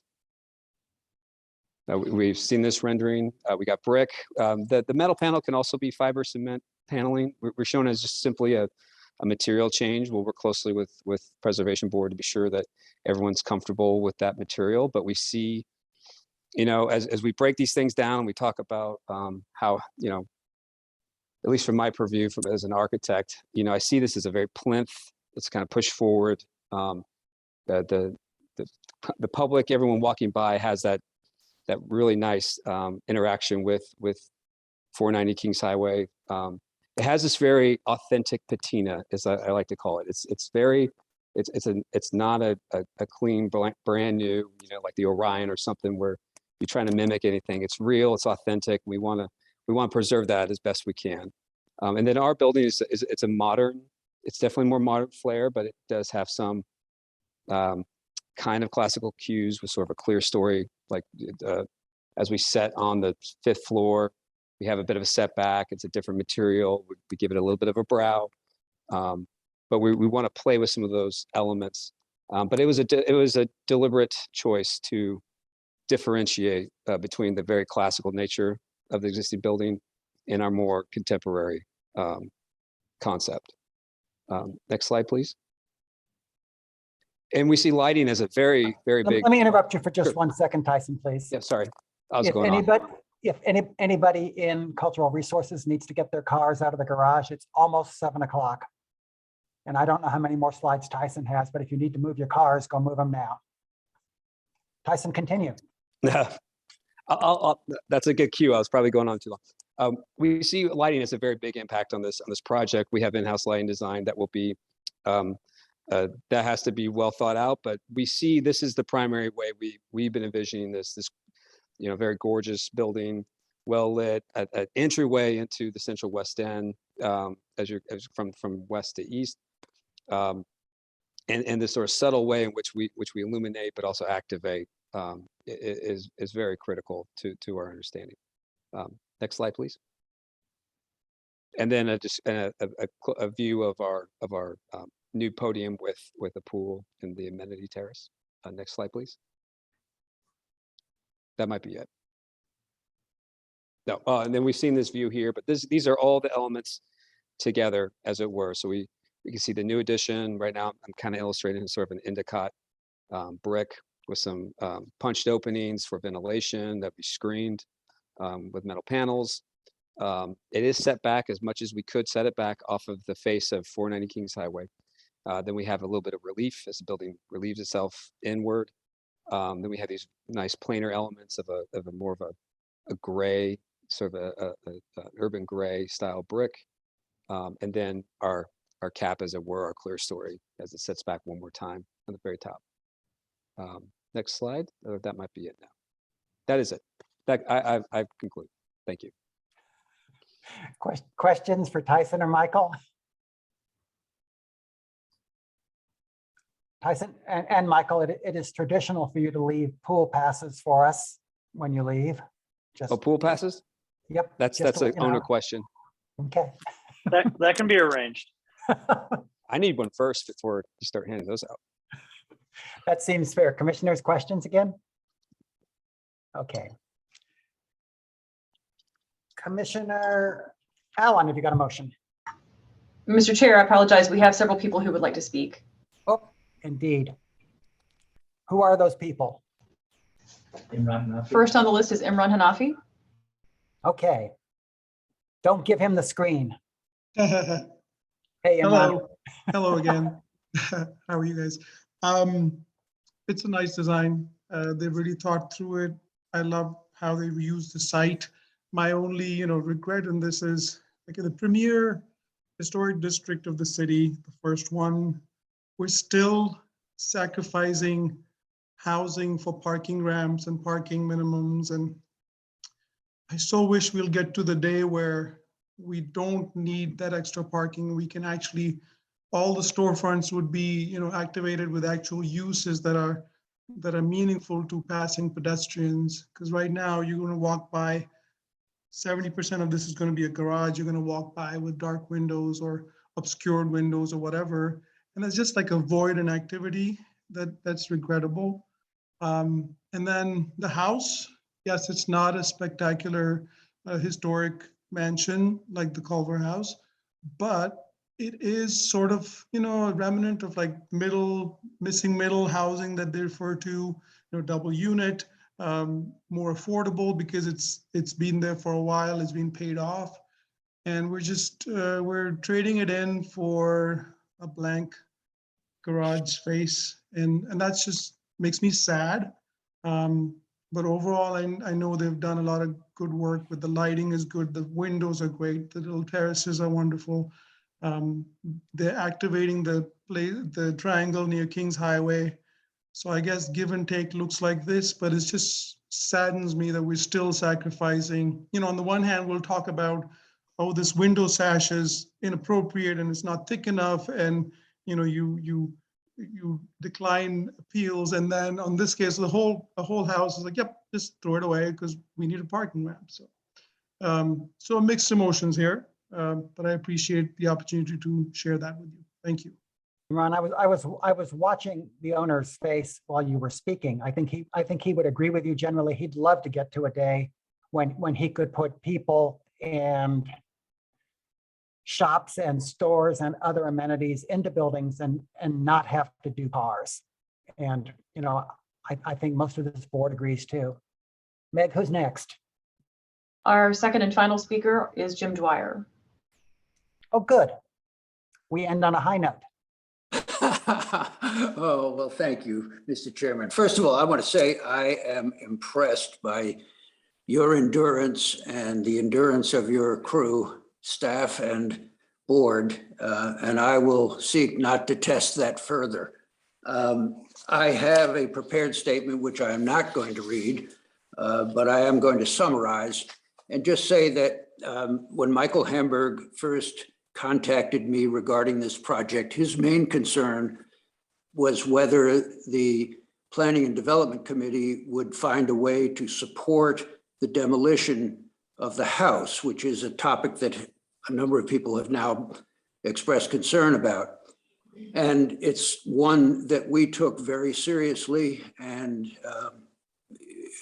spent a lot of time with the developers on, and I think have come to a reasonable conclusion, which I'll explain more about in 1 second. But so we had two concerns. The first was, what's the fate of the house? Is there reason to justify its demolition? And then secondly, based on the initial design, which you have not seen, we were concerned about whether the quality of the design was of sufficient merit to justify a place in the midst of the Holy Corners Historic District. And I will say that we have gone back and forth now with the developer and the architects 3 times over the course of the past 3 months. And each time the developer has been incredibly responsive to our suggestions. It has been a pleasure to work with someone who listens and responds promptly and rather effectively. So that's to his credit. But that does not minimize the concern about the demolition issue. We spent, on the committee, we spent a lot of time debating the pros and cons of that matter. And we concluded that there is sufficient reason to vary from the standard, which is one that prohibits demolition of structures, most structures within the historic district. And we did that for the following reasons. The house, as you saw in some of the images that were presented, sits on an island by itself. It is 100 feet west of the closest residential structure to it, going east on McPherson. And that 100 feet is largely asphalt, the Racket Club parking lot. And then on its west side is a driveway and a parking area for what was Reliance Automotive. So it is not contextually critical to the composition of the street. And we thought that given the design modifications that evolved over the course of our discussions with the developer, that the introduction of landscaping that you saw in a slide a few minutes ago, the specifics of the design on the addition, which was originally intended to look more like it was part of the original 2-story structure, and other design changes, we concluded that on balance, what is being proposed to replace the building and the fact that it is on an island and not of much value contextually, that on balance, that would justify an exception to the general rule, which we take very seriously. So in conclusion, we wrote in our report to you, reuse of the Reliance Automotive property presents unique challenges. This proposal is the 3rd to be presented to the Planning and Development Committee for review. Each of the others called for demolition of the corner building, one for a hotel and the other for an urgent care facility of generic design. This proposal is superior, both in terms of the proposed residential use and retention of the existing structure. Based on the above, the consensus view of the committee is that, subject to satisfactory resolution of the outstanding issues recited previously, and the Cultural Resources Office staff is aware of those, this represents a suitable proposal for the reuse of this site. Accordingly, we support the recommendation of the CRO staff that preliminary approval be granted. Thank you. Thank you. Meg, is there anyone else? No, no one else has signed in to speak. Okay. Commissioner Allen, have you got a motion? I do. I move that the Preservation Board grant preliminary approval of the project and of the demolition of 4952 to 54 McPherson, with the stipulation that final plans and exterior materials are reviewed by the Cultural Resources Office. Is there a second, commissioners? Second. Motion made and seconded. Is there any discussion? Oops, I'm sorry. Did I interrupt? I would just say I came into the meeting skeptical and might not have been the one to make that motion until I heard Tyson Pyle's explanations for the design decisions and the compelling testimony of the Central West End Planning and Design Committee. So I generally had an open mind, leaning negative, and here I am, full support. So now Michael is shaking his head now because he knows Tyson's going to send an extra bill. Uh-oh. Yep. I agree with you, Commissioner. Understanding the project makes me feel a whole lot better about it. And if I have to vote, I will agree with the motion.